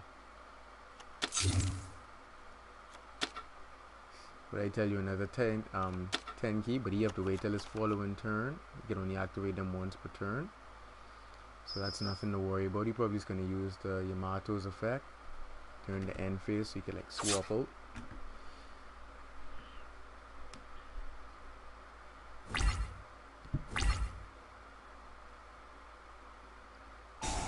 And because I'm extra petty, I play in strike on that. Only because he chose not to exceed summon, I'm using strike on him. Now the Ujinji as in his graveyard has no target to protect from being destroyed by backlog card effects, and that was his first mistake right there. And because I know what this is, it's just what this is, and we're gonna see right now.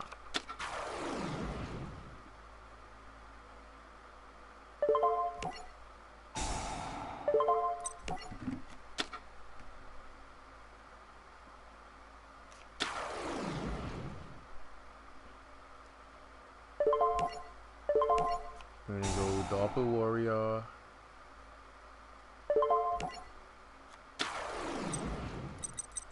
Approaching Draw City. It looks like we are approaching Draw City. This way it gets really broken.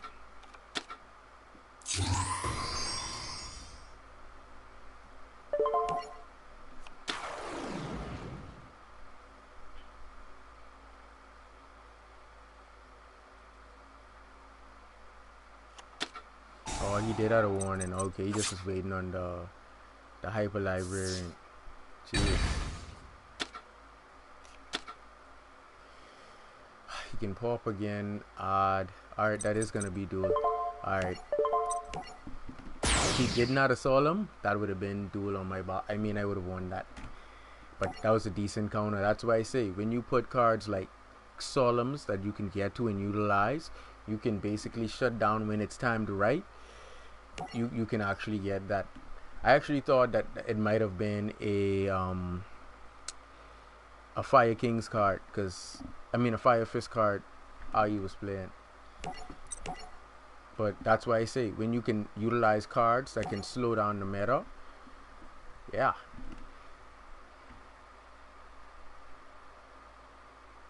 And I didn't pick up a Twin Twister. I run it at 3, but I didn't get one. So if I pick up Twin Twister, it would also put me in the driver's seat.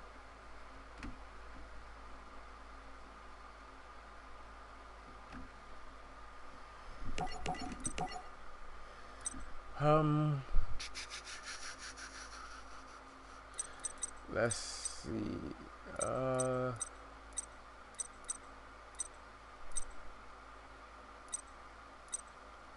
haven't played this in a while. Shimmy should remember this deck.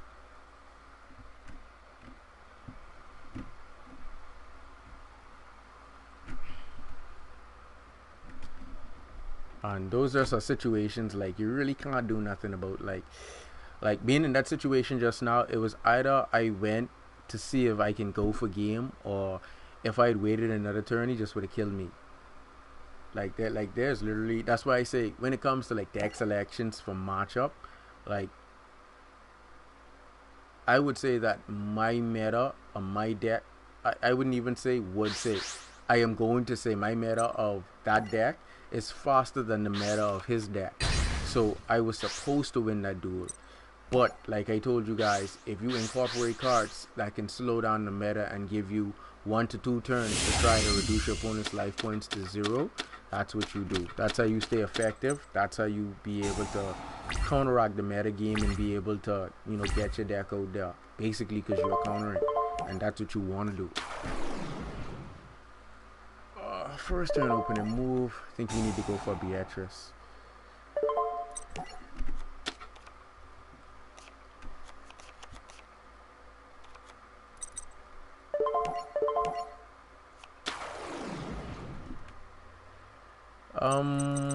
Something like that. Not really.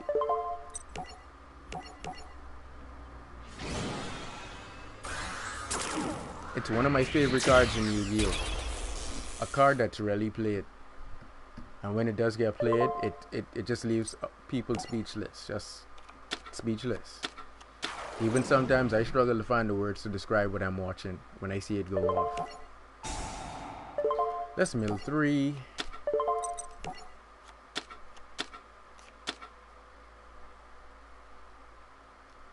And then we're gonna go to Beatrice. We're gonna discard this guy so we can add.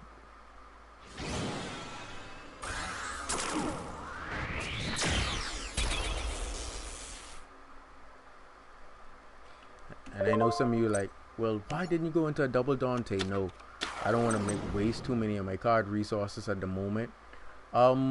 Actually close, but no, not exactly. When you talk about PK Fire, they actually utilize like the trap cards of the Phantom Knights. I don't. This is a different variant. Like I say, when you see what it does, then you'll remember. It'll jog your memory.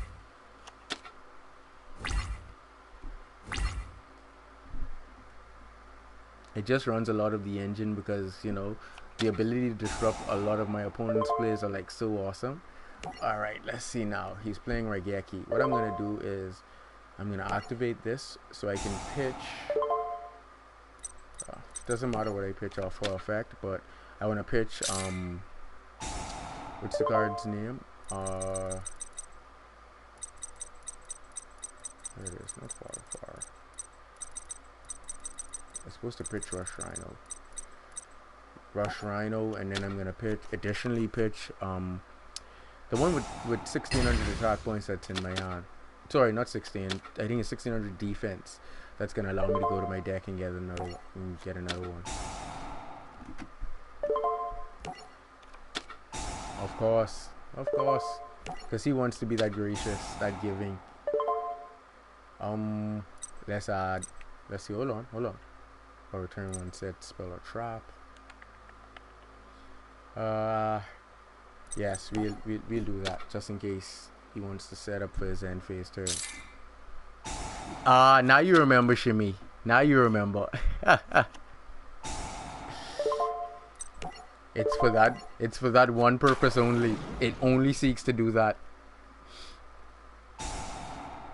And then we're gonna send, where is he?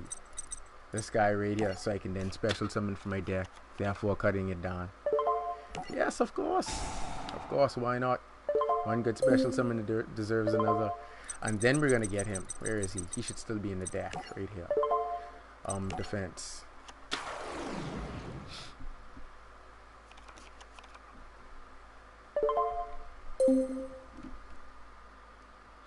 And now we'll just wait on our opponent. And look at the utter foolishness he does. That's what I'm talking about. Arcane Barrier, that means he playing spellcasters. Remember the card that I added to my hand just in case? This is how you assess an opponent's play. Because he played Raigeki, I had a feeling he would try to, you know, protect himself, you know, set a face down. And I could return that, no longer worrying about the threat. Bing.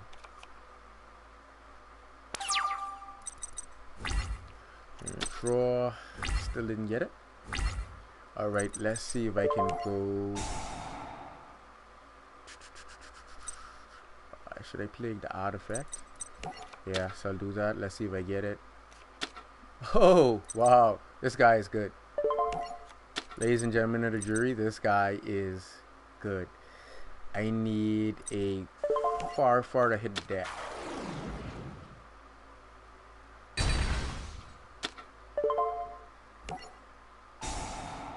Oh yeah, Shimmy, that is correct.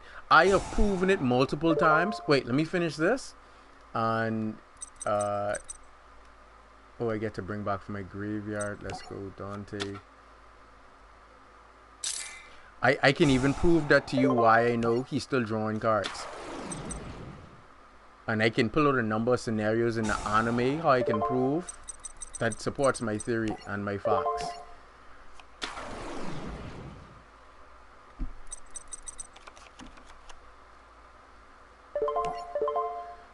Let's go, Dante.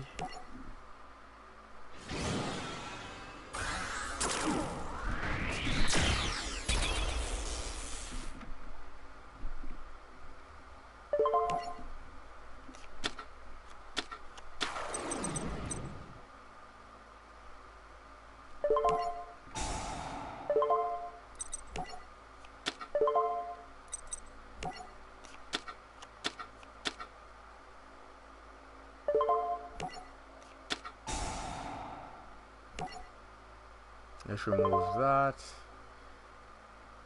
Oh, I forgot what it is. Oh, okay, hold on. It's place a burning bliss card on top of my deck. Why not? Bar again. No, I already have that. Let's go and place. Where is he? Ah, okay, because I have him in hand. We're gonna go with this guy. Yeah, huh? Sit at the top of the deck. Shuffle top.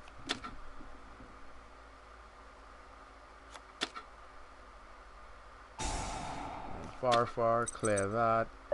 Now we can do as we please. Gonna go 25.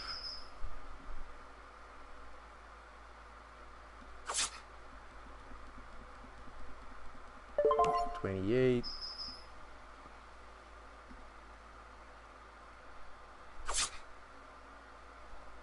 Hit him for 1,000, which triggers my card effect.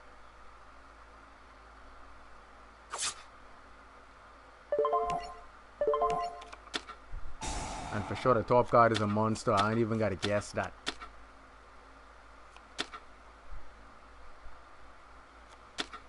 Take 5. Wow, look where Lake one show up. Boy, Lake Petty, son. Small things though. Bar can burn. Bar will burn. 1, 2, and a far for 3. Take another 9. Don't worry, all those cards that I pitched out my hand.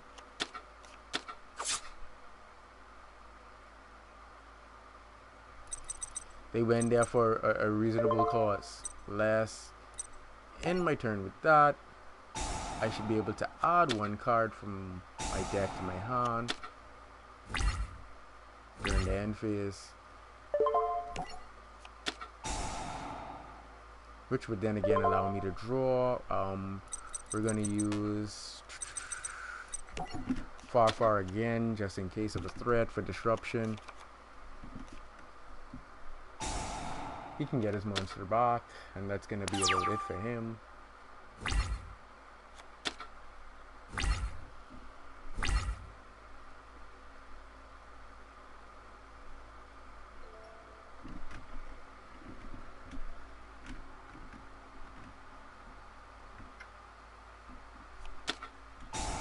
Oh wow, I haven't seen that card in a while. Say Mystic Box.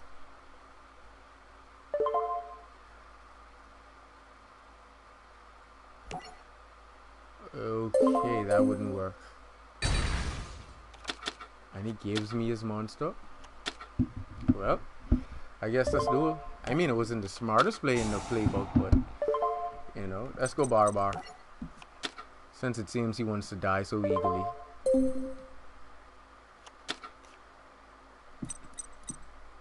See you, Misha.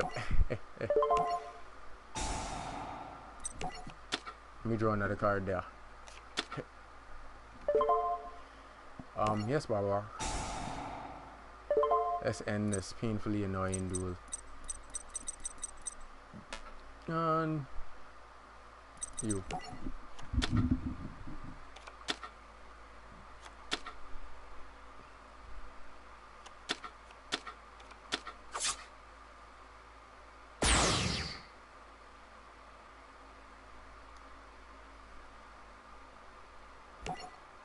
Alright, here's my supporting theory in Fox why I do believe that Yami Yugi is still probably drawing cards in an alternate universe.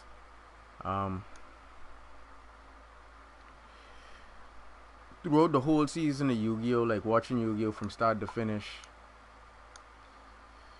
like I've been trying to keep account of how many cards Yugi has in his deck when he duels to see what makes his style of play so effective, and you know, it earned him the title of King of Games. I paid attention to all right, right after this duel, Connor, I paid attention to a specific to two specific duels, and I then realized that, well, actually three. I then realized that Yugi actually controls whatever number he wants his deck cards to consist of, his deck of cards to consist of. So let's say he starts off with 40 cards. As long as he wants his deck to stay at 40, it's going to stay at 40. But every card in his deck is then blank. When he draws on that blank card, whatever he wants that card to be, it then becomes. Because I've seen in situations where Yugi have drawn cards like, I don't know if you guys watched the Sila Orichalcos arc where the guy broke into the store, he stole the Egyptian god cards, and he summoned Obelisk. Yugi played a card that he never played, like a lot, like a couple of the cards Yugi played, like he only ever played once. In Yu-Gi-Oh, we all know a 40 card bill is most optimal. Yugi then if you play 40 cards, 20 monsters, basically I then count the number of different monsters from you been start playing that you normally utilize. And as far as I can tell, like, you haven't, like, you are over 20 monsters. And on a consistent basis, for sure, the only monsters we know that are always in his deck that he play, well, that he somehow magically allows to, come to his hand and stuff like that is like Dark Magician Girl. And hold on, I was going to get to that duel, Shimi. I was going to get to that duel as one of my references. In terms of, like I say, with the number of cards that he actually is be utilizing, to say why he probably is still drawing cards. Hold on, let me see. Bing.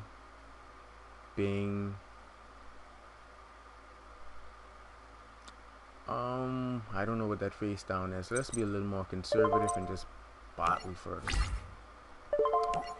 Yeah, the duel with Raphael, that right there is a staple. You need to look at the number of cards Yugi was drawing consecutively. Like, this wasn't a 1 card draw. These were 4 and 5 card draws that were like ridiculously stupid. Like, listen to me. Go back and watch that duel, Yami Yugi versus Raphael, the second time. And the number of his cards, when you look at his deck, it was like his deck wasn't even thinning out, and he was drawing like 4, 5, 6 cards, just keeping himself magically in the duel. What's another reference? When he played it's called the Grand Championship, he was dueling against someone's brother. Of course, Diego, of course. The whole objective is to build from ground and work our way up. Why would I start live streaming duels and, putting on a show for you guys to, like, just, out of nowhere not do more of this for you all? All this right now is for you guys. Whatever you guys want to see, whatever you guys want to know, whatever you guys want to learn, that's what I'm here for. So that you guys can see and interact live. Be able to, ask questions, whatever it is you want to know, and stuff like that. Yeah, Shimi, Leon, right? And I noticed in that duel, that was the first time I've ever seen Yami Yugi's deck, or Atim's deck, down to a single card. And the only reason it went down it was because he wanted it, or he willed for it to happen, just so he could break that broken card that was on the field. I think it was called the Golden Castle of Strongberg or Flemberg or something like that. That was basically the only reason. So, oh crap, this guy's going to work. I think he even gets to add a card and all. A spell on 2 spells it. No, I'll wait for the exceed. But yeah, like, just to break that card, to show them how to get around card effects that has a cost. Like, when a cost cannot be paid, that card is then destroyed. That was all that was for. Yeah. Not only that, it had a couple other effects. I think Yugi had to also pay half his life points or something like that, or pay a something like that. Whatever all the costs were to keep the card in play, Yugi had to pay, and it had no restrictions on Leon, and Leon got all the benefits. But what I was saying is, dang, he could also bring that. That's petty. Okay, with countermeasures.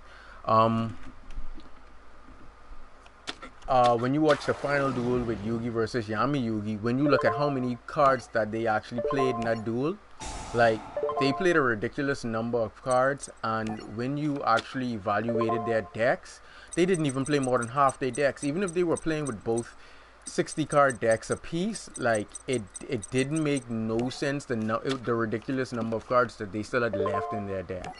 Like that honestly made no sense to me whatsoever. So like, how to put it, he cheats. Basically all the cards in his deck are blank. I know for a fact that he has to play within the rules of 40 to 60 cards. So I would say that his deck is made up of 40 blank cards, and whatever he wants those blank cards to be, they become. Because you would see a number of situational duels that he breaks out card effects that like he only used once. The only real consistency is like magical swords of revealing light. You understand, Shimi. What it is, man. The swords, man, with these play, I forget what they call it. I think not swords of revealing light. Whatever the swords is that allows him to destroy one of his opponent's monsters. He plays that.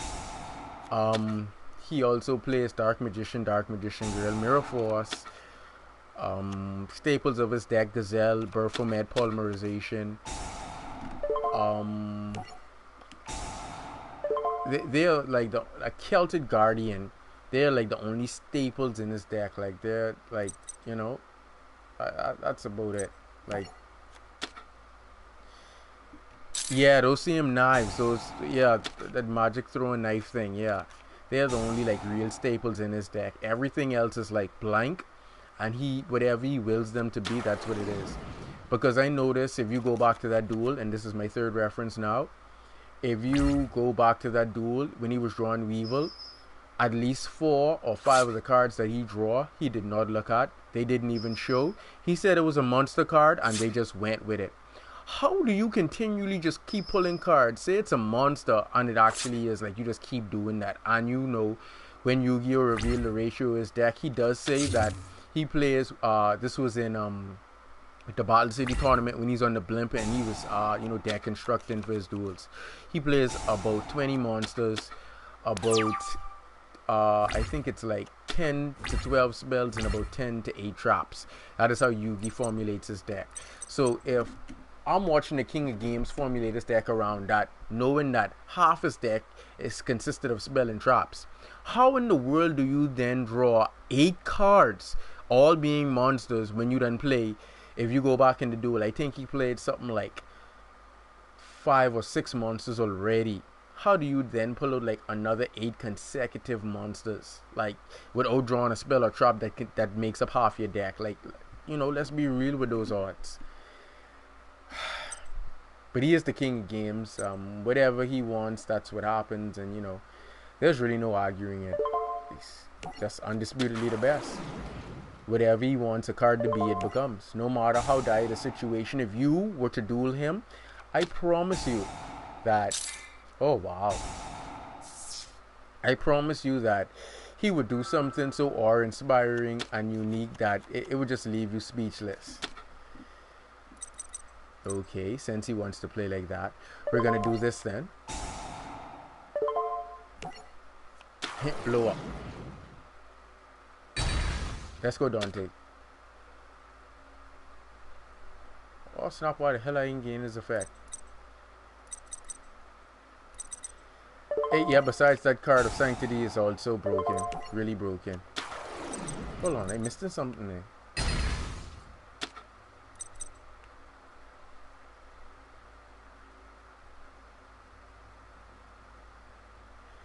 Okay, so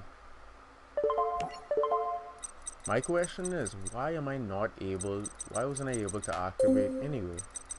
That looks like duel. Good game. Yeah, Card of Sanctity is also broken. Really broken. Like, it isn't. Like, when I saw them release the card, I was like, yay, we get like a card that's gonna, bump us up to like +6. And when I read the effect, like, banish all cards from your hand and feel, and then it's like, draw 2 cards, and I'm like, what? No, this isn't what I've seen in anime. So,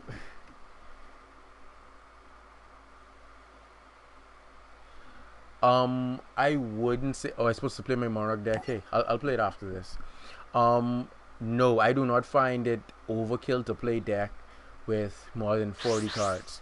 The reason being is because if your entire deck concept is just simply mill effects that allow you to gain multiple effects on cards that enter your graveyard, that's a plus no matter what. So let's say you playing like let's say you run like a mini Light Swan engine with like that can also go into like a Speedroid, um uh what's his name again, and I just played him, um into like a Speedroid Dante to continue milling, and then you playing like spell and trap cards that can be banished from your graveyard, like the Phantom Knight cards, breakthrough skill, so you can also negate your opponent's effects off your graveyard, so it's not like you're losing anything. So like playing over like a 40 card limit, I do not consider to be overkill if it does something along those lines. Let's go Beatrice.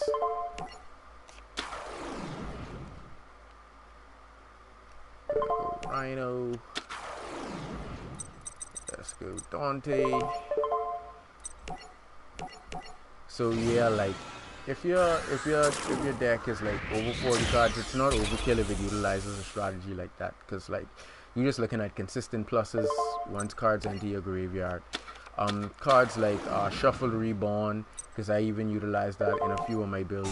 Like that really, well, deck request actually, like that really came in handy. Like even though I milled it, like I can like just send a card from my side of the field back to my deck. I then draw, and then I'm able to like complete like a OTK. So like it really came in handy. So I honestly can't complain about something like that. Where is he? Strom. Gonna go Beatrice. Nope, we're gonna send this guy.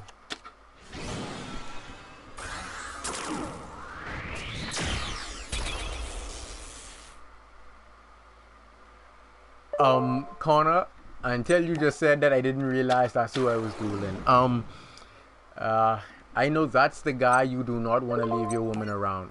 Trust me on that. I don't even think you, how to put it, I don't even think you want to back after he's done. You can imagine you come home one day and you hear your woman making more noise than she's ever made in her life, like as if the roof is about to pop off the building, and you walk in there. You then take your time to slowly approach the corner, because you're trying to figure out, you have never ever had her short of breath with her lungs about to pop out of the chest like that.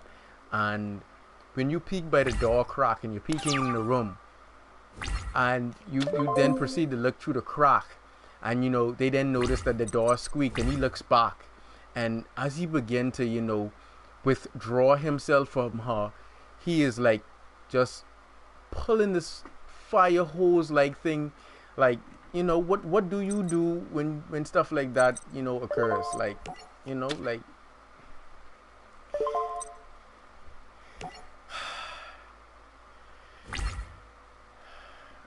what I'm saying is I'm gonna need a new woman after that. That's what I'm saying. Oh, he's playing Dynamis. All right. I mean, I'm just saying, Shimmy, like that is and is unaffected by other card effects. Wow, that really is a real scenario that could possibly happen. I mean, look at his name. Like, why would you want a guy like that? Inside your woman, like she's finished. Like, you ever see when one of those Scottish guys goes up on a mountaintop and they have this long horn, and that horn, and they're like what do they yell out again? Yodelehihu or something like that on the mountaintop. Like like it echoes so far and they could hear it back. That's how inside your woman would probably be afterwards. And I don't think you really want her back after that. Like, she's like ruined for life. Like, I mean, I know the saying that in time, the muscles will then close back up and whatnot and all those other good stuff. But, I, based on my personal opinion, all I'm saying is, whatever he did with her or has done with her, he can keep her. I really no longer want her back after that. That's traumatizing to me because, you know. Oh, what you say, Trini?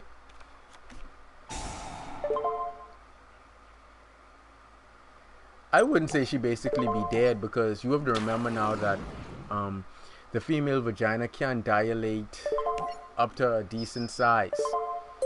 So, she probably, because, see, the thing is with women, they can accommodate penis size depending on, the size of the penis. So, like,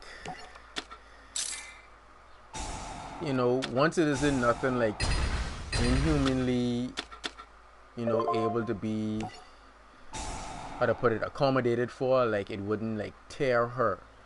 So, like, she can accommodate it, and, I mean, it's gonna be really painful, but, like, turn into another Beatrice. I just wanted to test the back row.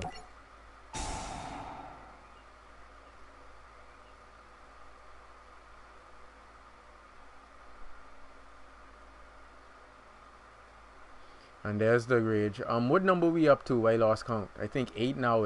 Eight rage quits. And that's how you test the back row without playing cards, and then go back into the same play and then make them spend more cards. Oh,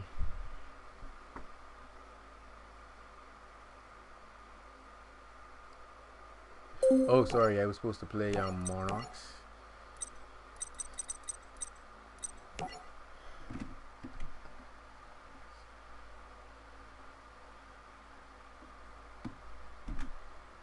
Why you say that, Connor?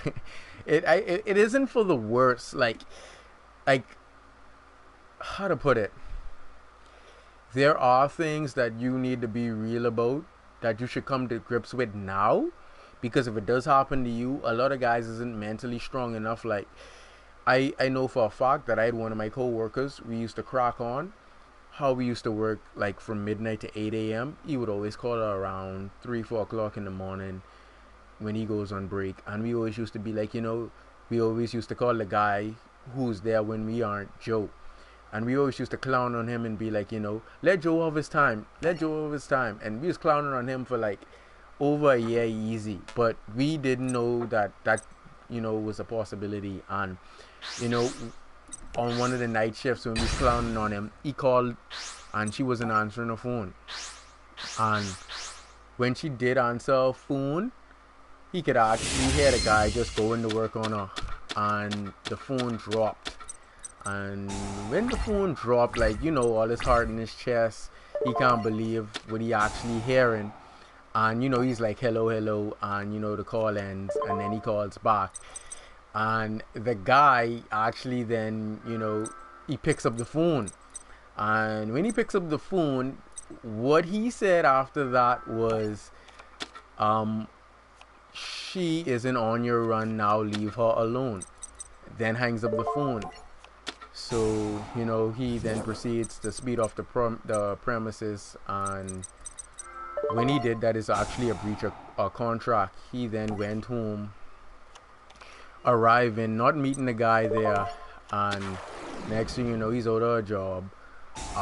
Because he's out of a job, she now then leaves him, goes to the same guy who was screwing her every time, he was to work. So, like, it was just a lose-lose situation for him. I mean, it's real sad to say, but that's what it was. He ended up losing his job. Well, he didn't actually lost his woman. She was ever gone, because for her to be doing stuff like that while you working hard at night and stuff like that is like, like, women just shouldn't do stuff like that. And that's why I say some things you do have to come to grips with. Yeah, Shimmy, you do have to come to grips with. and just accept that if this happened to me, how will I deal with it? Because like I say, I would always call home and find out, let the wife know, like, yeah, I'm on my way home. And if I meet Joe there, then it's gonna be a murder scene, because apparently that means Joe doesn't respect me. The only thing I asking for Joe to do is make sure that she keeps the house clean, because Joe coming over, she needs to have the house clean. You don't want that impression of the house dirty, and that Joe make sure that she cooks a decent meal and that there is enough there for me. That's all I ask. That is all I ask, and I just don't want to meet Joe there when I come home. I just want a peace of mind when I come home. That's it. That's all I ask, and I don't think that that's even asking too much. You see what I'm saying? I don't feel that's asking too much. If you know there is a Joe that comes over, I'm not even gonna be mad. That's all I ask. I just need a peace of mind when I come home. I just want to do something constructive. Come home, play Yu-Gi-Oh! Live for you guys. Bills are fine. When I tell her to bend over, stoop up, face down, and I get it on time, it's not an issue. It's really not an issue to me. But when you see not getting what I rightfully deserve because I already put a ring on it and made a commitment, then we have a problem. But like I say, that's all I really ask. I don't think I'm asking for too much. You guys can rebuttal and let me know if you feel I'm asking for too much from her. But that's all I ask. If there's a Joe, that's all I'm basically asking for. That's like the bare minimum, and that's just keeping it real. Like, just keep the house clean. Make sure food is there for me when I come home from a hard day of work. If I need a massage, let's go get to work. And when I need it on time, you assume the position.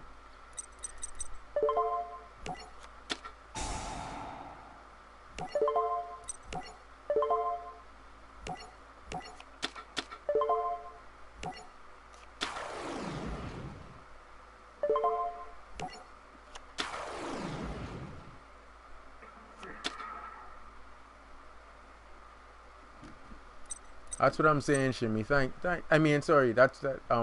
Connor, for agreeing with me.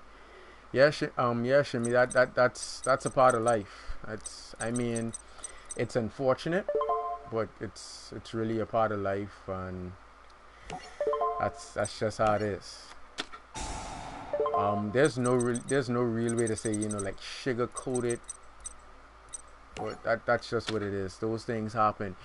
The only person or people we can really blame when those stuff happen is ourselves. And the reason why I say that is because we selected that individual. We chose that individual, whether we consciously realize the decision that it's actually possible for that situation to transpire, even if we didn't think that individual would do it, or we held them to a higher regard. It's still on us because we made the decision to be with that individual at the end of the day. So like, it is what it is.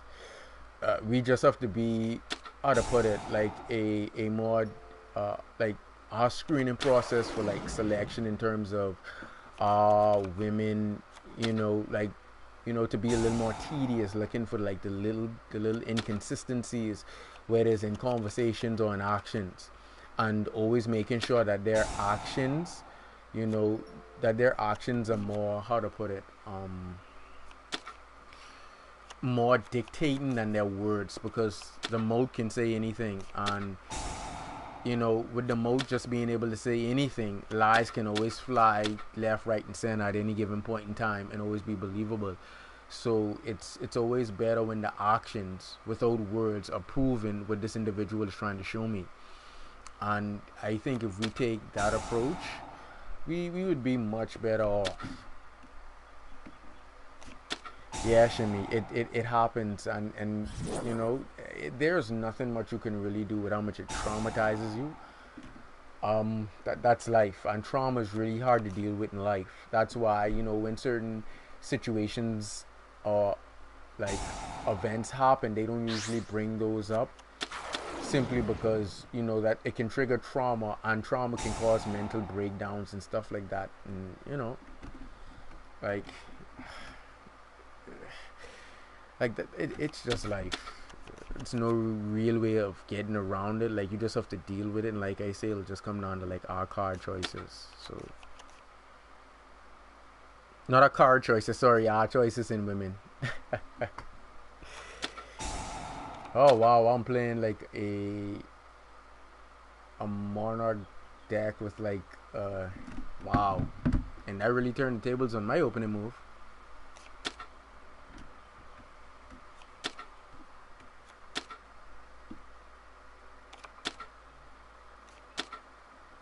It's alright, Shimmy. Once we understand what you're saying, that's all that matters.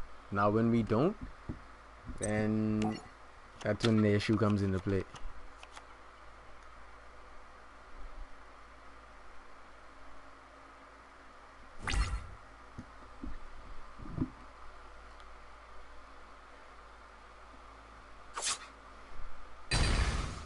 Alright, now we have to see how this, exactly how this duel is gonna go.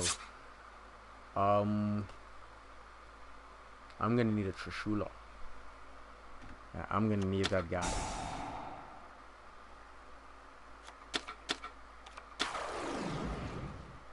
Even though I'm domain locked, I don't even really use my extra deck, so it's not an issue.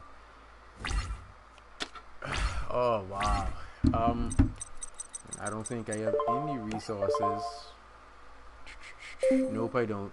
That's gonna be duel. That's a really decent Monarch buildy, yes, I must say. But I guess only because the matchup was Monarch and Monarch.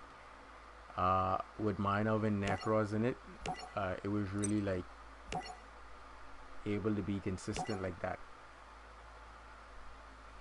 Anything else would like, cause mine doesn't really run like strikes. It just like rapes the extra deck. Once it rapes the extra deck, like you have nothing to summon. That's why I say you have to watch your matchups and try to be able to, like, when you utilize players, minimize the availability or how your opponent would be able to counter you.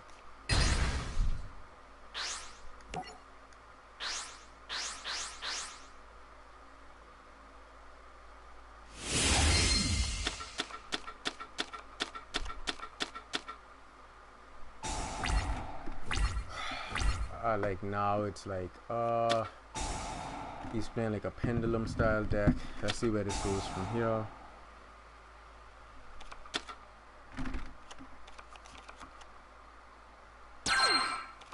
Well, he already knows what I play in, so he can even counter pick me and all, so that's a disadvantage I'm at.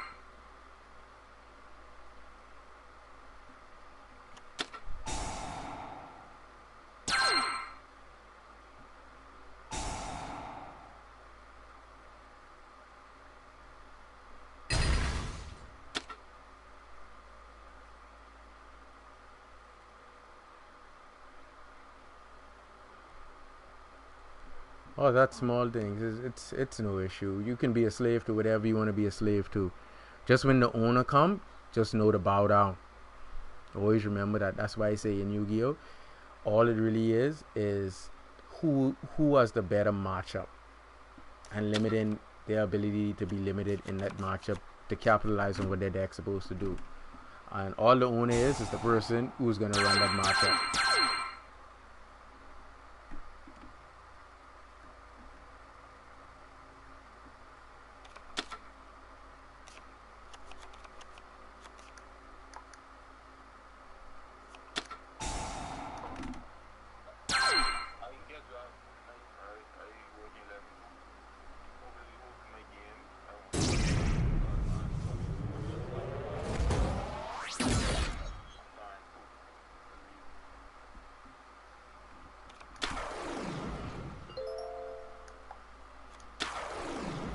Well, I know Unicorn was coming.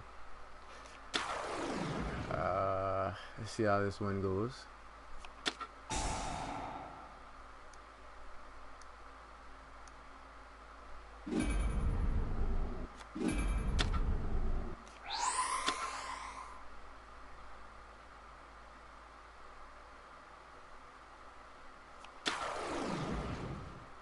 Vortex Dragon, yeah, I guess he just decided to counter pick me. Counter picking an opponent doesn't make you a decent player. Counter picking an opponent just makes you sad. All right. How did I counterfeit? Let's go with. How did I counterfeit? You already know what I'm playing, so you just decide to hop I don't back know. in. I mean, I don't know that you play the same deck over and over again. One and two, this is not a counterfeit either. You could have went first and locked me out of some bullshit too. That's a good point. That is a good point. But yeah, I'm playing the same deck. So it's like, all right, I went right back in. He knows what I'm playing. That's why I say it had been like you going to pick me. But it's all right. Um, let's see where do we go from here. Bing, and then I could. The only thing that's an issue for you is the skin. That's pretty much it. No, that this right here and your scale still being set is the issue. You have your field spell card for protection. I can't get around that, and your keyring will bounce back, and you have an auto negate, which means you just reset your field along with your magician and your. That's why I said it seemed more like a counter pick. It's all right. I surrender. Yeah, it definitely wasn't. I just played random there. I'm not knocking you. You did made a valid point. It's all right. It's all right. If you said it was completely random, it's all right.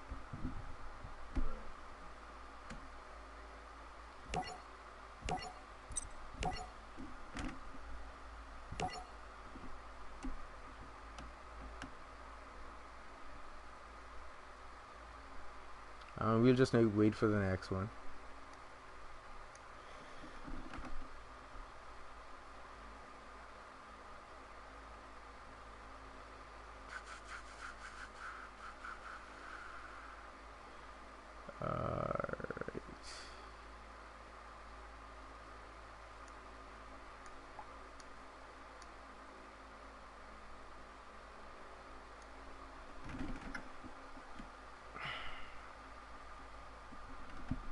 Yeah, when it comes to women, that's a really touchy subject when it comes to guys. But you don't want too many guys to be negative about their women or looking at their women in the wrong light. But it's things like that that do happen, that do go on, and sometimes you may find out a couple of weeks after it starts happening, a couple of months, a couple of years, maybe even after your children graduate out of college, and then you find out you're not even the daddy. But I mean, like things like that, like mentally you have to be prepared for, because as a man, to know that you was living a lie and you actually had so much hope and trust in your woman, to know that whenever XYZ transpires and you really find out the truth, like that's actually heart-wrenching.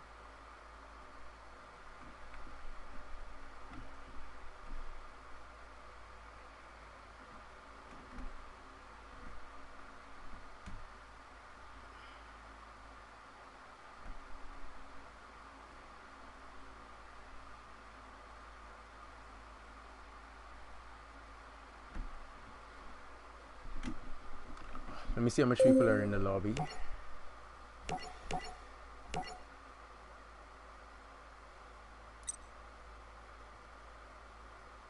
And you have two.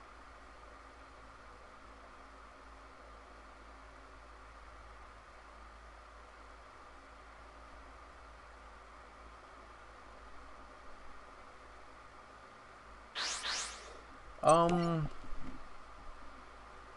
I I almost kind of agree, Jeff, but then at the same token, we have to remember that you know other people, these other people that probably has this game probably have lives, and not all the time they can play as frequent as they would like.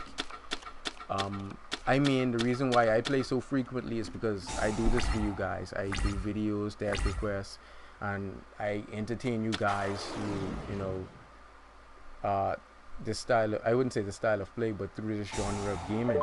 So I try to keep as consistent as I possibly can, even if that means sacrificing a few hours of sleep before work, which I do have tonight, by the way, to keep you guys entertained. I do that.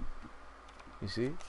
So, like, I make the sacrifices to do what I feel is necessary, while others make the sacrifices that, you know, they feel is necessary. Because I can't compare my situation to theirs where they might be more in debt than me and they can't alleviate the time from working extra hours to be able to like pay their utility bills and keep their head above water. So we also have to be um, conscious of that as well. You say you want me to play with a DD deck next corner?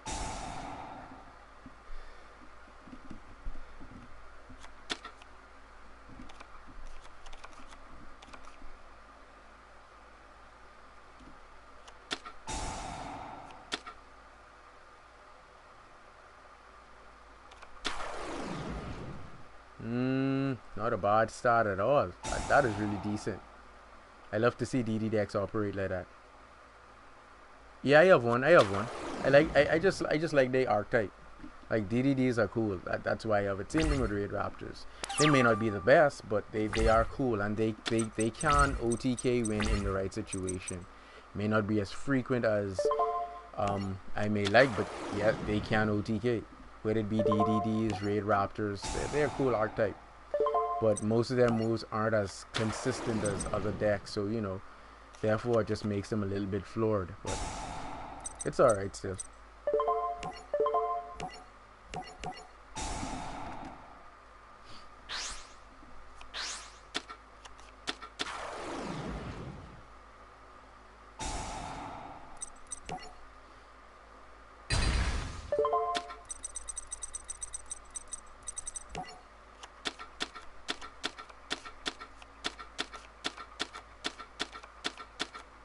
Thanks, Chef.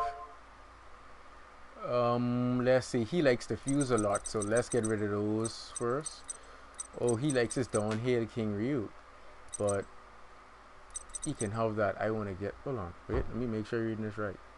During either player's turn, special summon. All right. If this card is sent from the field, okay, just making sure it doesn't trigger when I send it from the extra deck, so he doesn't gain like 3 of his DDD spell and trap cards.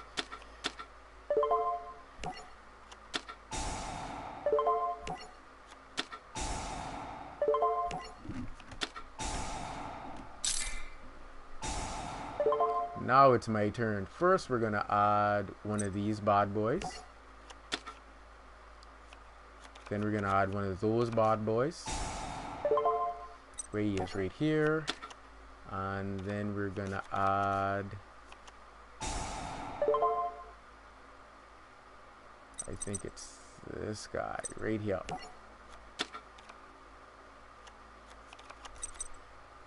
Bing, and that should do the trick. So now we should be going for this card here.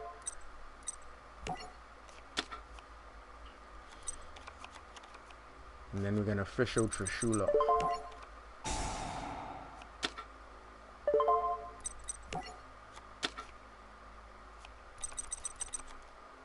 After Trishula, we're then gonna go and access our extra deck so that we can get rid of our shooting Quasar and summon these 2 bad boys.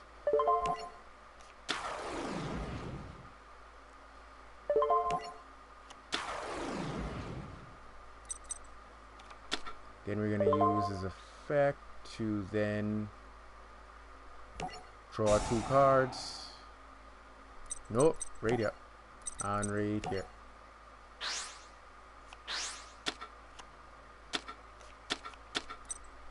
Then we're going to use Tenacity. Secret of Caius. Come and knock on our door. Oh, let's go Pantheism. Then we're going to banish the 6 and the 3 that we threw in the grave to summon our Trish.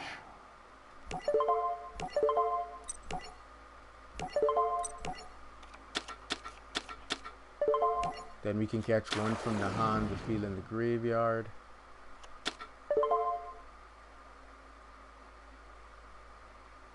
I don't even know how to pronounce that. Pittard? Pittard? How do you pronounce that? He's what, 26, she is 28. Well, all the effects, the extra deck effects negated.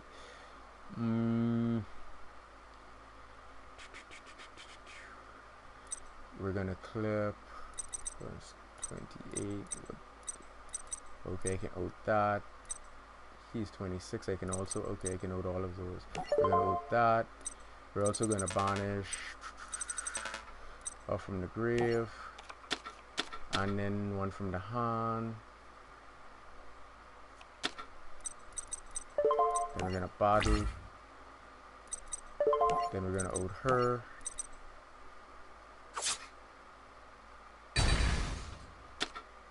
Him. And him.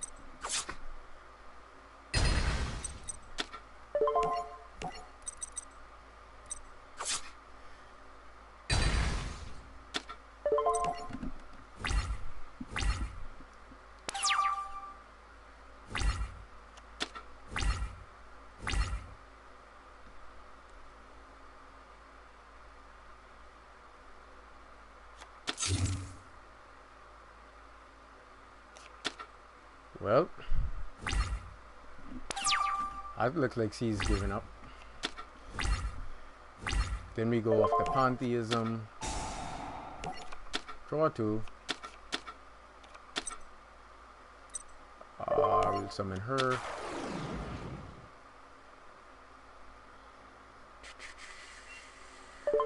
We'll add the next one.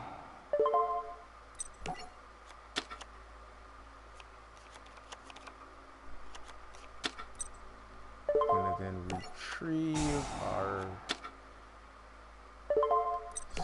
ritual spell. Before we do that, we're gonna then add off the pantheism's effect, so we can put pantheism back in hand, draw 2 more. Let's go. Oh, let him give us another pantheism then.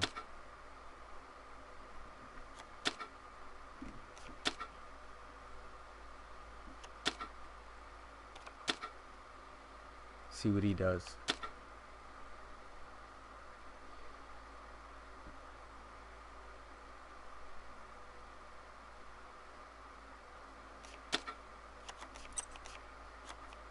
So generous. Then we're going to use this effect to draw 2 cards by sending her to the grave on the Monarch. We would then get the next pantheism back and then draw 2 more.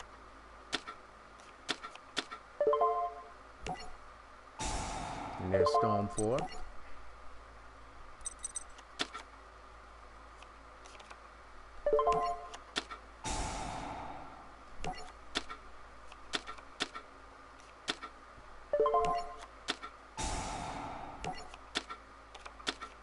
There's the trap card, so we can start recycling.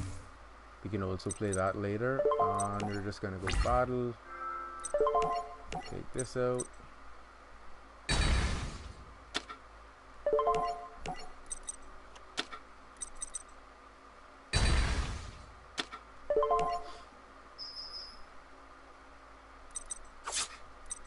And like I will say, draw your last pathetic card.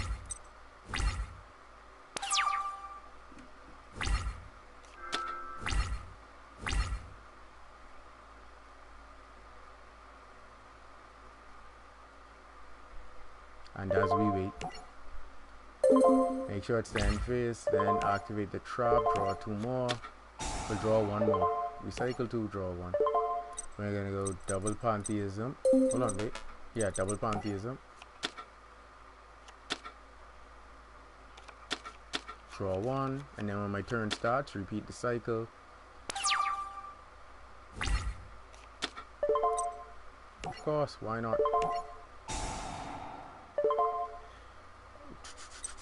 Put this back, and we can put the next pantheism back.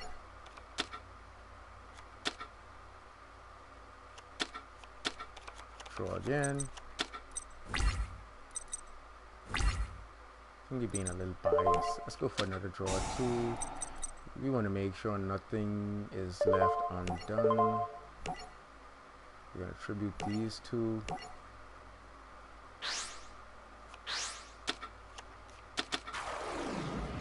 We are going to repeat effect.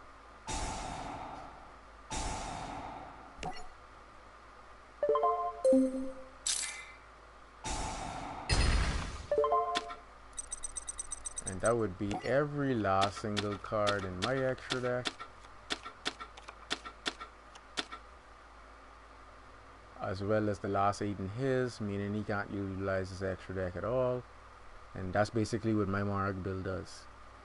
Rape the extra deck, leave you unable even if you have what you need to go into it. You can't go into it if it's not there. But there's some nice looking cards in the grave though. Alright, and just in case you're wondering how do I save myself from decking out, it's very easy. I have a card in the deck that would reverse the number of cards in my graveyard and deck. So I would then regain my graveyard and my deck would then become my graveyard. So I would not deck out. We can ditch the trap. We're going to keep that one so we could be interactive during our opponent's turn. Another one? Jeez. We're going to set that. Set that. Direct attack. Then end turn.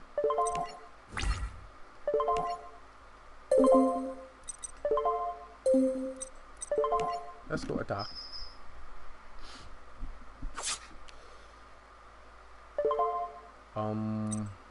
Me in phase 2. I still haven't drawn 2 cards yet, eh? Let me do that. Let me see if I can draw into it and show you guys.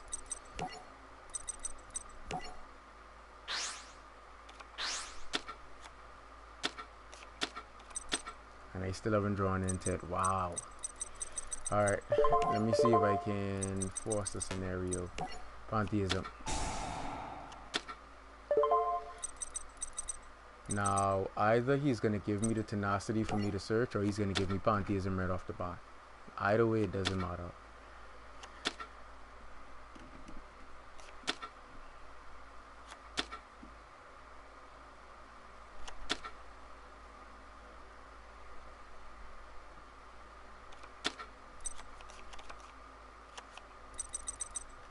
Pantheism again. We're going to hit Storm 4 through the hand, draw 2. Oh, there we go. That's it right here. We're gonna play the field spell. I'm gonna set this, and then I'll end my turn. And then it's like does this little tricky play. Like I'll show you.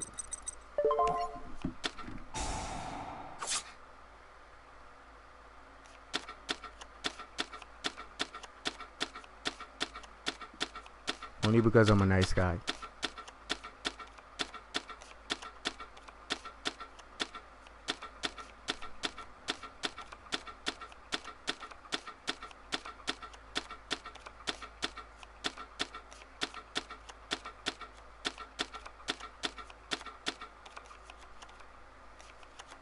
There you go.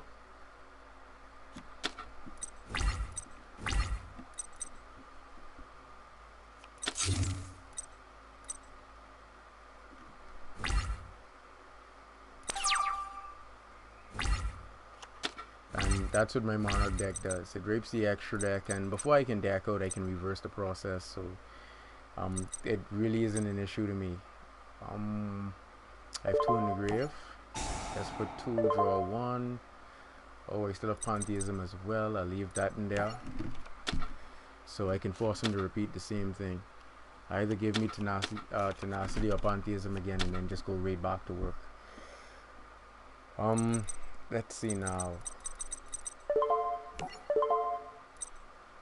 Ew, he's in there too? Who else I have? Okay, only him. Alright, Pantheism. Now I'm just gonna select Pantheism again and probably 2 tenacities, and it doesn't matter. Whatever he gives me is fine. Pantheism is gonna be played again. And then I'll just recover another Pantheism that's banished. And then I will do the same thing. I will repeat, mill the extra deck again.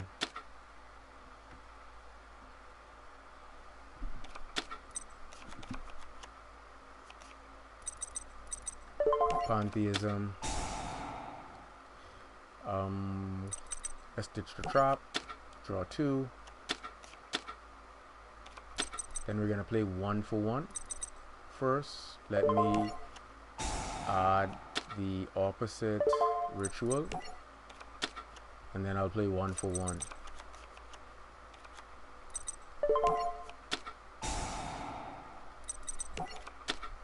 and then I can, you know, read that same combo over, go into Eda, Edios, grab the extra deck. The only difference is I get the +2 in addition to that off of this card right here.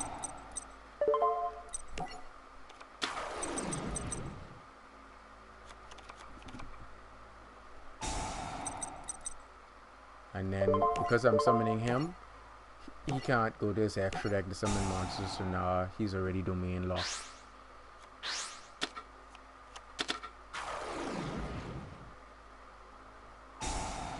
Draw 2. I'll target himself. Use her effect. Put the Pantheism with Spanish back in my hand. Nope.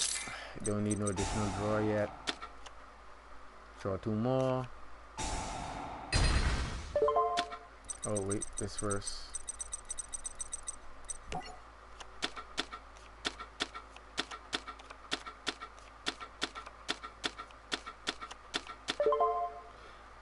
Then we're gonna go back to his DDD monsters again and just, you know, rape all the fusions. Back in the grave, where you belong. And then in about 5 turns, he automatically decks out and loses. Yes. Why would I not? And then I'm able to ritual summon again to my heart's content. Ooh, that's all I have in there? Jeez.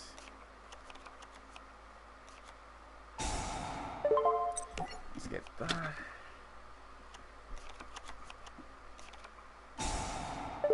It's alright, Jimmy. You can now search the deck.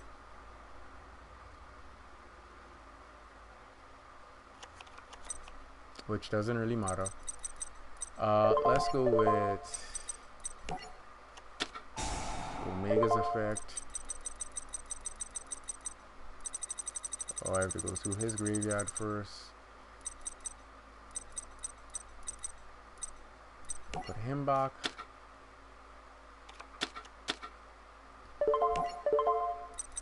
Also, we're gonna put another copy of him back so we can search off the ritual.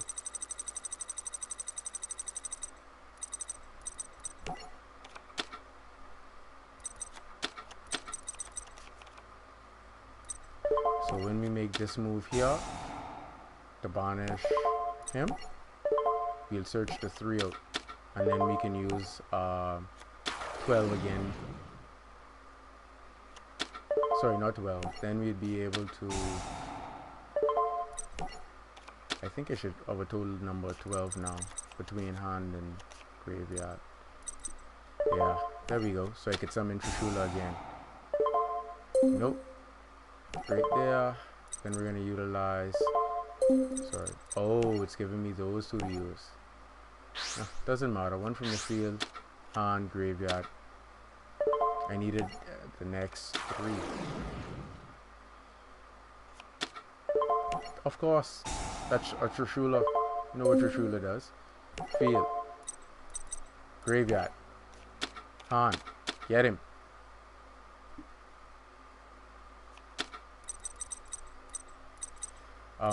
I could Pantheism again. We'll keep our Stormfort.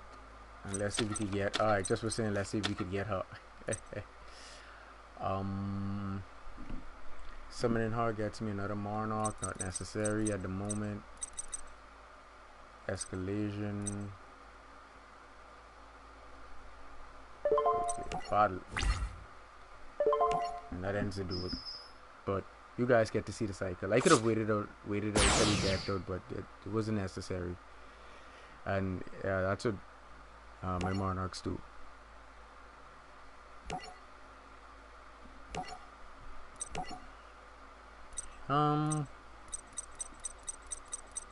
Let's see.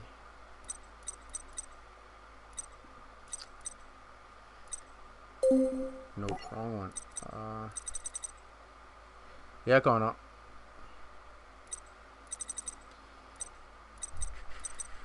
Here it is. I think I'll play this.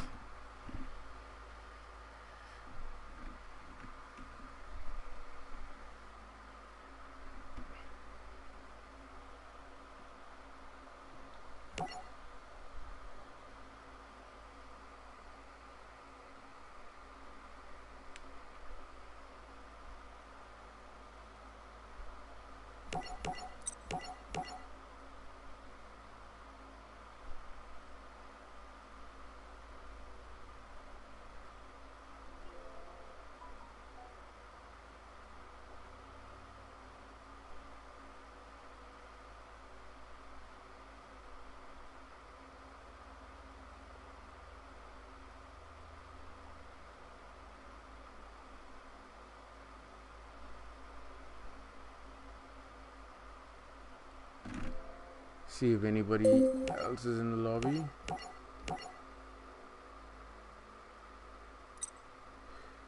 Oh, people have options. Let's see what Notorious is saying. Oh, guess connection between me and him is a little bad. Let's see. Who else is here?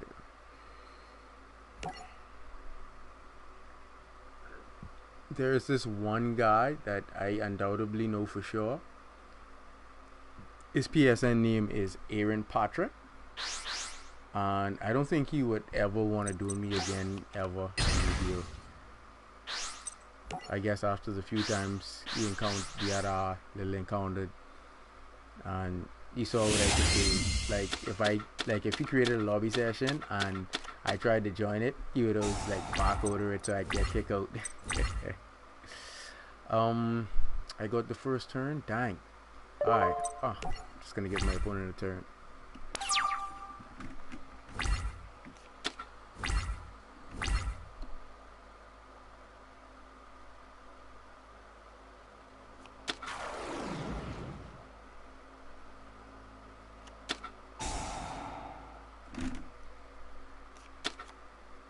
Harpies. Wow.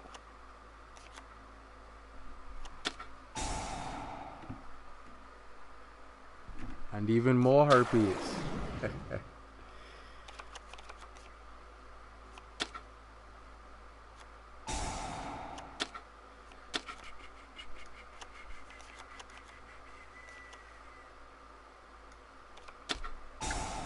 Ooh, hunting ground. Powerful. That means I think he sent in that one that allows him to add from the deck to the grave. Oh, he sends the Blackwing, he's gonna return.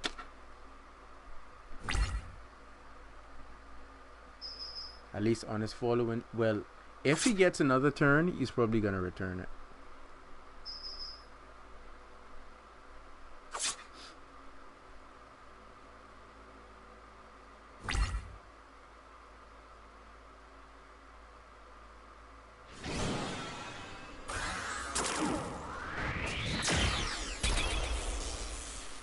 Rafflesia. I guess when he sees what I'm playing, he'll realize that was a bad move.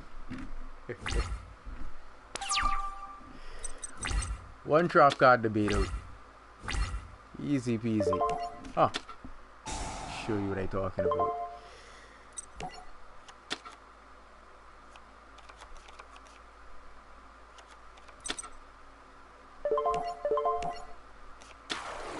We'll wait. What trap card you gonna use? Bottomless time space. It doesn't matter. Let's go.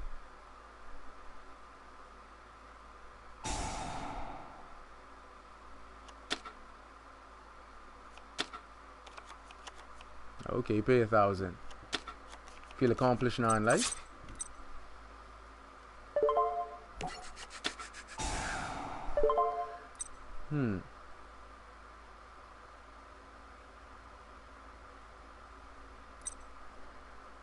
Alright, I'll save that then.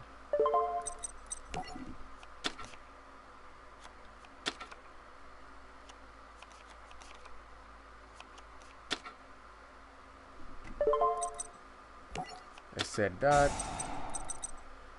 I said him. Let's do one thing where we special summon again. I mean, I could've just pendulum summon them, but doesn't matter.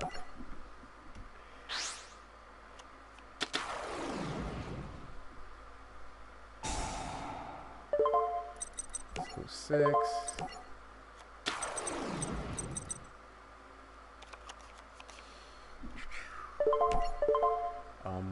We're gonna push up Hmm. Alright, yeah, we can go for him.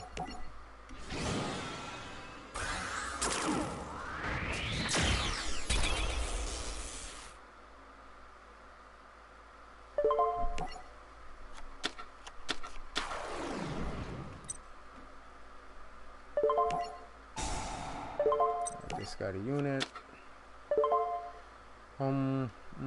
Decide and play. I could go there, that, and come back like that if I want.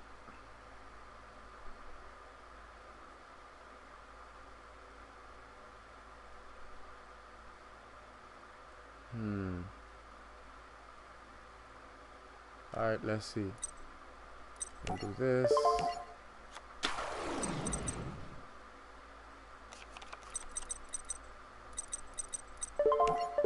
This.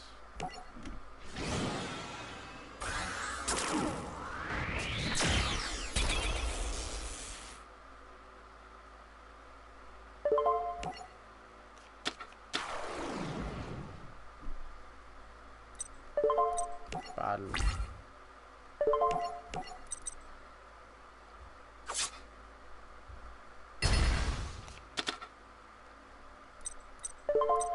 Well, we know that as 0.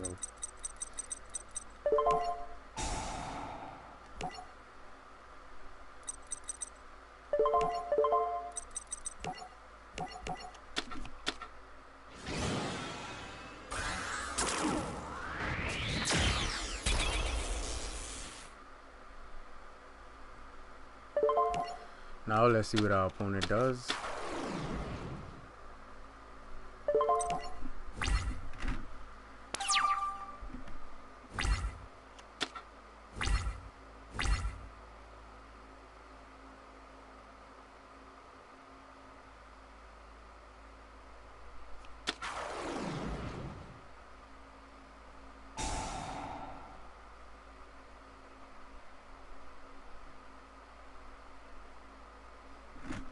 I guess someone doesn't read card effects.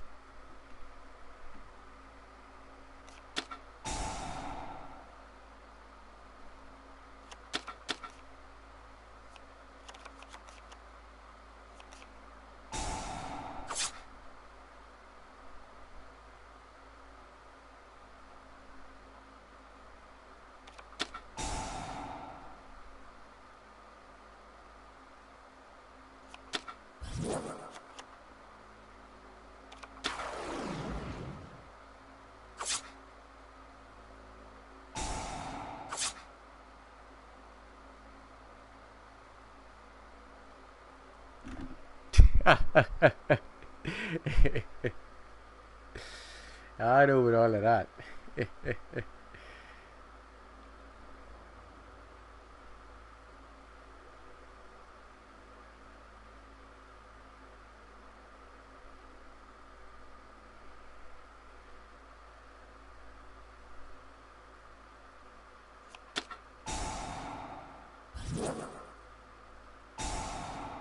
I'm baffled now. I don't even understand why he did that.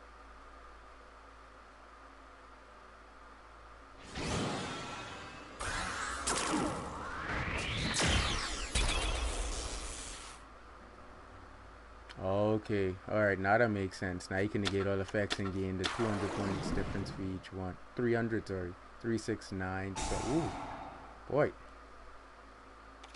That's a lot of attack points. Wow.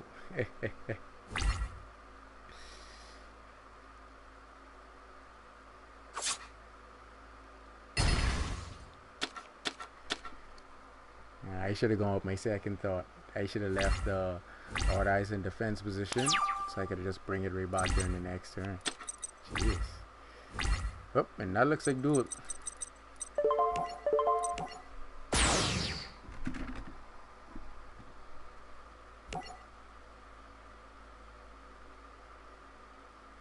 You only get 208 for that? Jeez.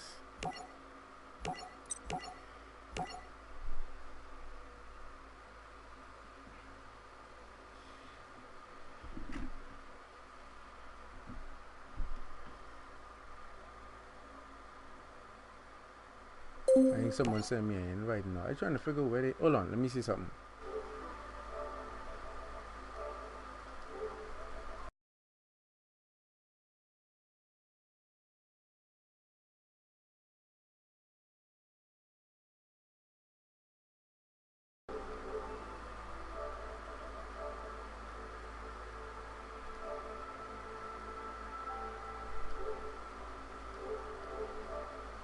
I don't know. The game just told me that the invitation can no longer be used. Someone sent me an invitation.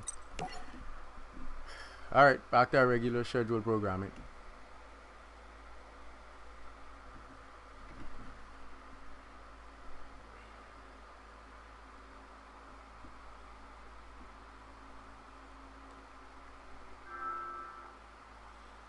Oh, there's the request again. Hold on. Let me see if I can get it.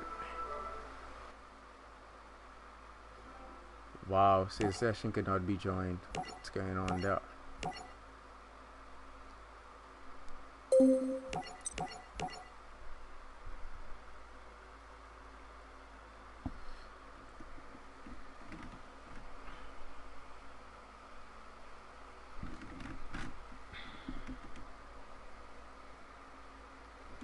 Wow, Ginger Seraph.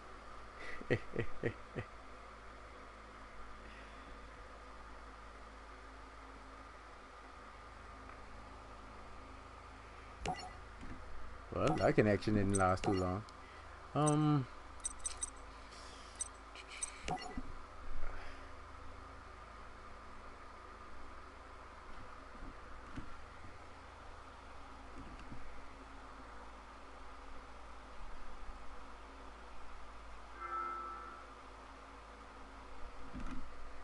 You say Giovanno?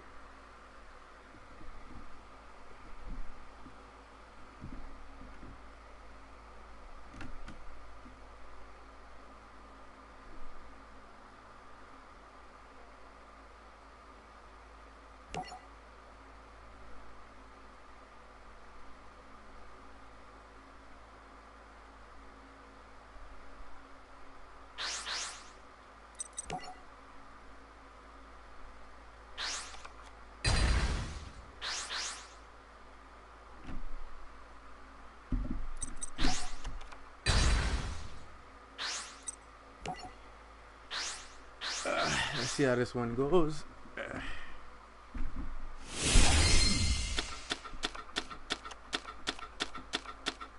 Jeez.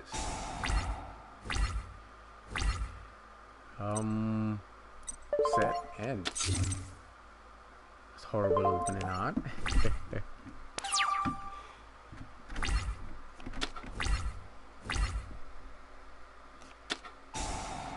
Quality.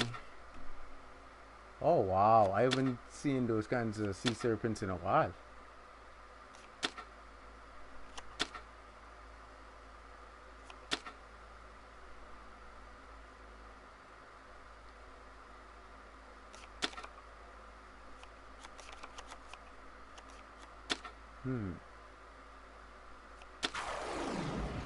Abyss Soldier. That one watermelon attack at one counter in the field, return it to the hand. Killer fried fish. Wow.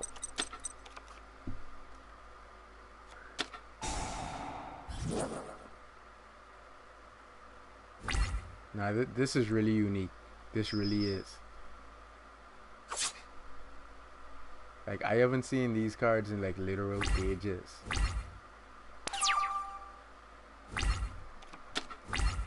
Wow. Let's see how we can make this one work. Set.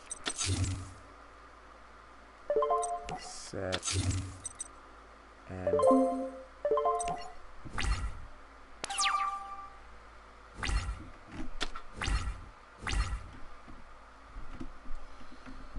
is he gonna discard another water monster or not? Oh, okay, he just sets. Sets a monster.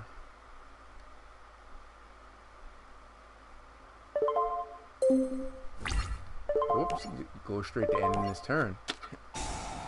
Someone doesn't want to play Yu-Gi-Oh!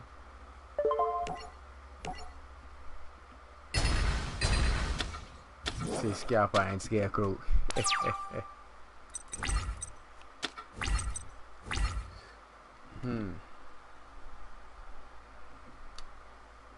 Let's go with setting that. Yeah, and I turn with that.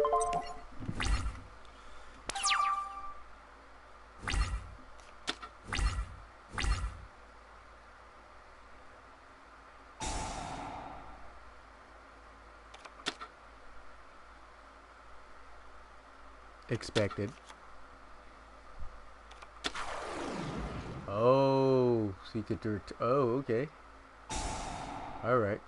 That's fair enough. I used to love Penguin Soldier. That used to save a life. You would just set that bad boy. If 3 monsters were on the field, you would take the first attack and then bounce the other two back to the hand to, keep yourself in the game.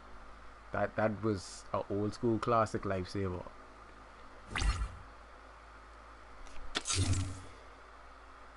And then reset himself. I mean, and the reset of himself is like, I wouldn't say decent, but I would say when the Shrek Yeki hits, you'll rethink that.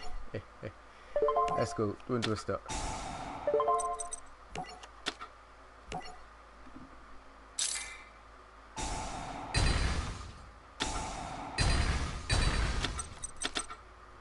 Come on.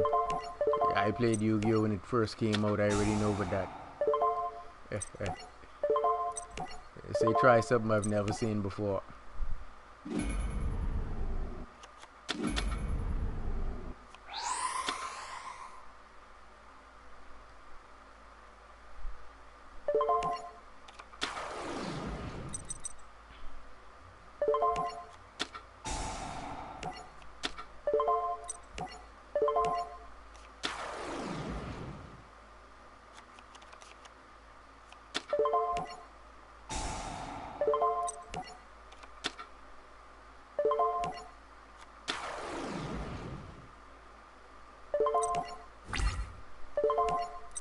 Just attack for 5k. And then we're gonna play Crystal Ball. That's what they need to change this card's name to, Crystal Ball.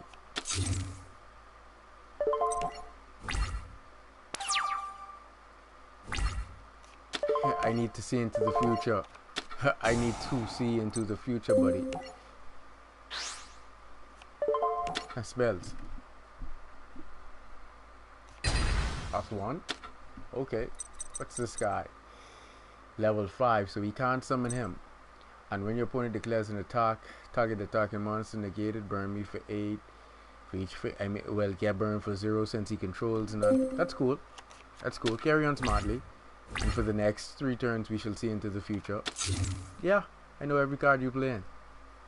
Next one's stuck. It's okay. It's okay. Better days ahead. Better days ahead. Let's do this. Now look when the deck won't get going.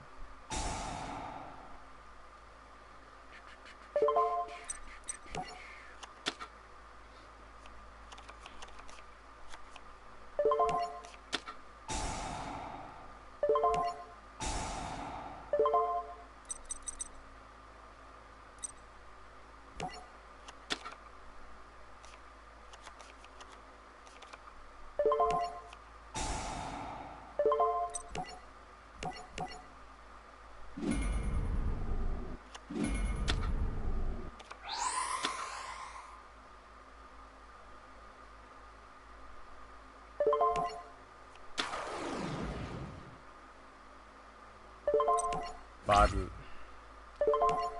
That should be the one to be negated. He'll take 22. I'll take nothing. Even if it could have burned me, I would have gained the difference, so it doesn't matter. Take the 22. That ends my turn. Let's see into the future. I need to know. Because I need to know. Let's see. Show me the money. Karibo. I guess and he trying to reincarnate you. Much better. Lovely. Lovely.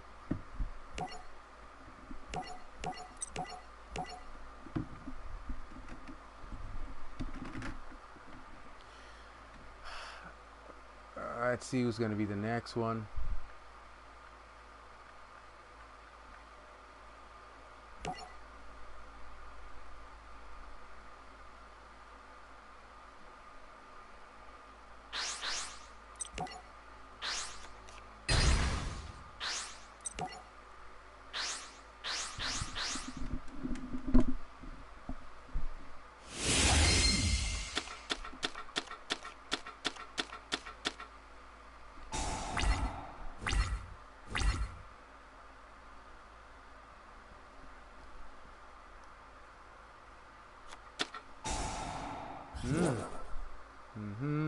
Second most powerful card in the game right there.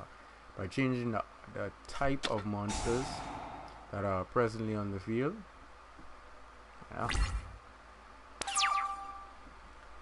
I mean, it's not a big issue to deal with. Aye. We'll do a stop. You're gonna pick one of these. We're gonna take that out. That zombie world could stay for now.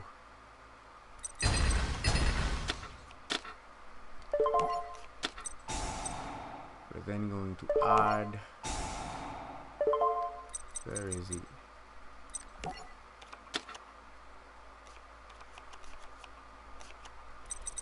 Gonna make this one momentary play right here.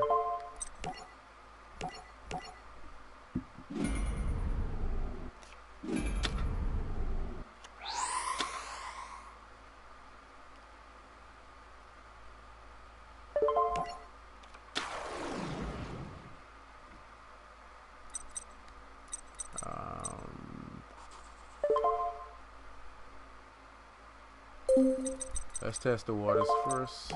Body. Attack.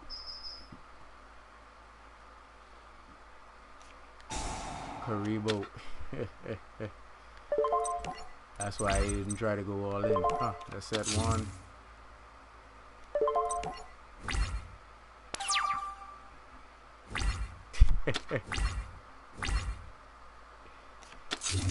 He sets one.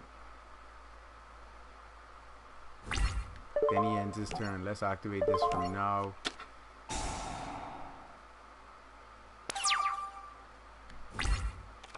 Then basically whatever I draw, I just can pitch for Twin Twister and clear garbage off my field.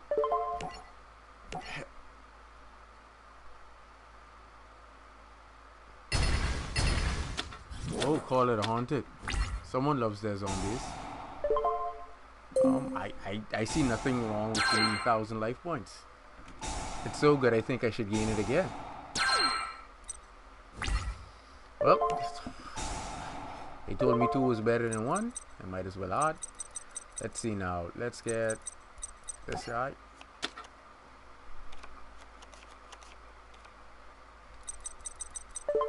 This. This. Summon her again.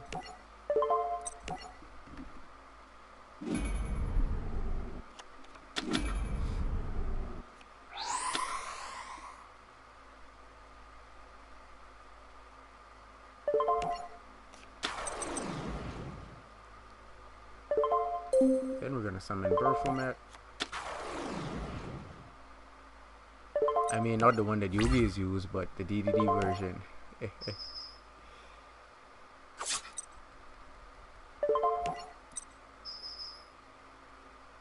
Should leave him with about, what, 1,000?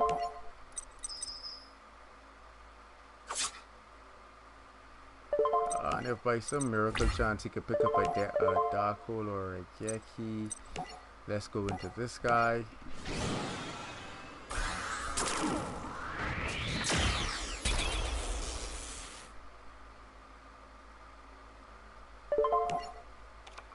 And that'll be enough torture and torment for him for now. That ends my turn.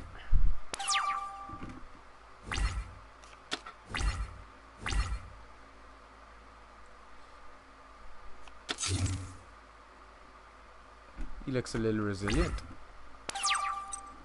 Even a little reluctant in all and giving up. Probably feels there's probably a little bit of hope.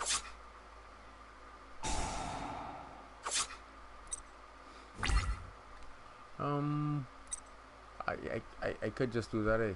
Yes, why not? I see no reason why not. Pop it.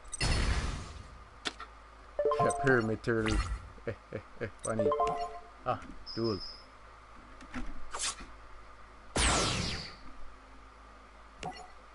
I think I have time for about 2 more. Let's see.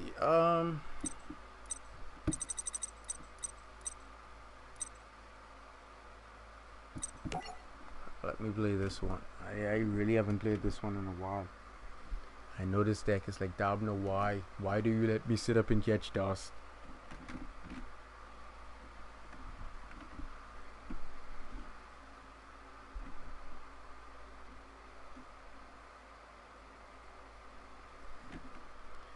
Yeah, guys, so tomorrow, let's say about, I wouldn't say about, tomorrow 7 p.m. sharp, we'll have our Q&A live stream. I'll get all the questions from the Facebook page, and then any questions thereafter, you guys can ask in the comment section. I will be willing and able to answer. And I actually look forward to tomorrow because, you know, being a Q&A session, it really gets interactive. You guys get to hear from me, my personal opinions, decisions on a lot of stuff, and, you know, why and how all this came to be. Like, you know, like, you know, just basically like, how did you get to where you are now, and like, what did it take, and all those other good stuff. Like, all of those questions, I'll be here tomorrow to answer for you guys, so you guys can understand, and then, you know, it would just make a whole lot of sense, and then you would understand exactly why I like tag duel so much.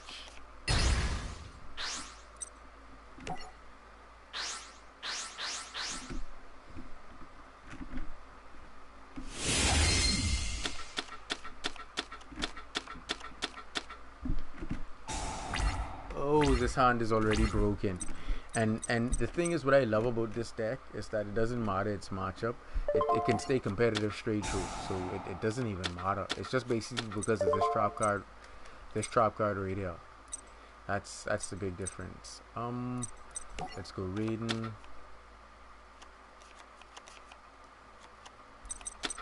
Raiden, go mill some more.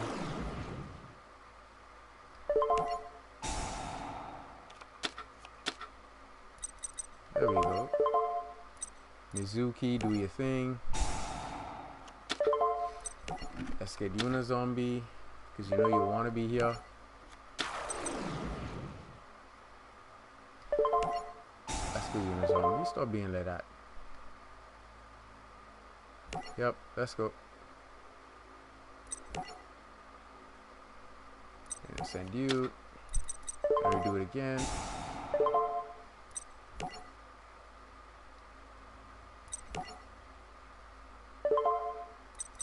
And we're gonna send Mizuki again. Ew, I'm synchroning with the wrong one. Oh well. Mizuki.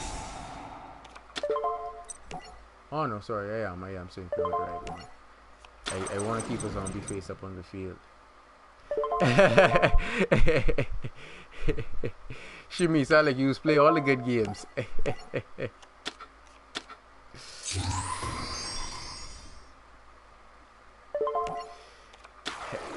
That. Then we're gonna add again, because adding is always great in Yu-Gi-Oh! We're gonna go Plague Spreader. Sorry, not Plague Spreader, Unizombie again. We will then set one single card, and that would be more than enough to assess what our opponent's doing, because he doesn't have an extra deck.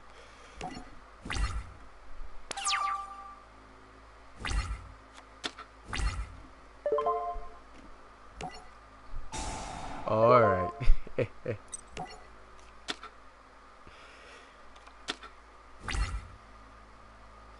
Now we wait to see what our opponent does.